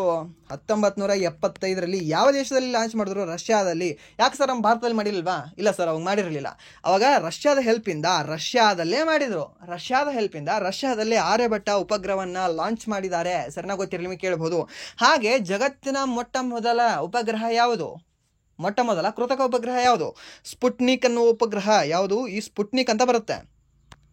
ಸರಿನಾ? ಈ ಸ್ಪುಟ್ನಿಕ್ ಅನ್ನುವ ಒಂದು ಉಪಗ್ರಹ ಈ ರಷ್ಯಾ ದೇಶದ ಸ್ಪುಟ್ನಿಕ್ ಉಪಗ್ರಹ 1957ರಲ್ಲಿ ರಷ್ಯಾದಿಂದ ಉಡಾವಣೆ ಮಾಡಲಾಗ್ತದೆ. ಸೊ ಜಗತ್ತಿನ ಮೊಟ್ಟ ಮೊದಲ ಉಪಗ್ರಹ ಯಾವುದು ಅಂತ ನಿಮಗೆ ಕೇಳಿದ್ರೆ ಕೃತಕ ಉಪಗ್ರಹ ಸ್ಪುಟ್ನಿಕ್. ಯಾವ ದೇಶದವರು? ರಷ್ಯಾದು.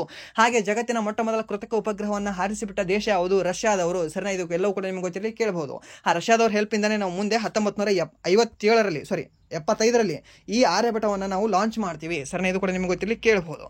ಸೊ ಇದಾಗಿತ್ತು ಇಲ್ಲಿಯವರೆಗೆ ಏಪ್ರಿಲ್ ತಿಂಗಳ ಅರ್ಧ ಮೀನ್ಸ್ ಒಂದು ಫಸ್ಟ್ ಸೆಷನ್ನ ಒಂದು ಕರೆಂಟ್ ಅಫೇರ್ಸ್ ಒಂದು ಕ್ಲಾಸ್ ಆಗಿತ್ತು. ಸೊ ಇಲ್ಲಿವರೆಗೆ ನೀವು ವಿಡಿಯೋ ನೋಡೋದಕ್ಕಾಗಿ ಫಸ್ಟ್ ಆಫ್ ಆಲ್ ಧನ್ಯವಾದಗಳು. ಹಾಗೆ ಇಲ್ಲಿವರೆಗೂ ವಿಡಿಯೋ ನೋಡಿ, ವಿಡಿಯೋ ಇಷ್ಟ ಆಗಿದ್ರೆ ಒನ್ಸ್ ಅಗೇನ್ ವಿಡಿಯೋನ ಲೈಕ್ ಮಾಡಿ, ಸಬ್ಸ್ಕ್ರೈಬ್ ಮಾಡಿ. ಇಫ್ ನಿಮಗೆ ವಿಡಿಯೋ ಇಷ್ಟ ಆಗಲಿಲ್ಲ ಅಂದರೆ ಆಬ್ವಿಯಸ್ಲಿ ಡಿಸ್ಲೈಕ್ ಮಾಡಿ ಅಂತ ಹೇಳ್ತಾ, ಹಾಗೆ ಇಫ್ ಏನಾದರೂ ನಿಮಗೆ ವಿಡಿಯೋ ಇಷ್ಟ ಆಗಿದ್ರೆ ನಿಮ್ಮ ಫ್ರೆಂಡ್ಸ್ಗೂ ಕೂಡ ಶೇರ್ ಮಾಡಿ ಅಂತ ಹೇಳ್ತಾ ಇಲ್ಲಿಗೆ ವಿಡಿಯೋನ ಎಂಡ್ ಮಾಡ್ತಾ ಇದ್ದೀನಿ. Once again thank you so much.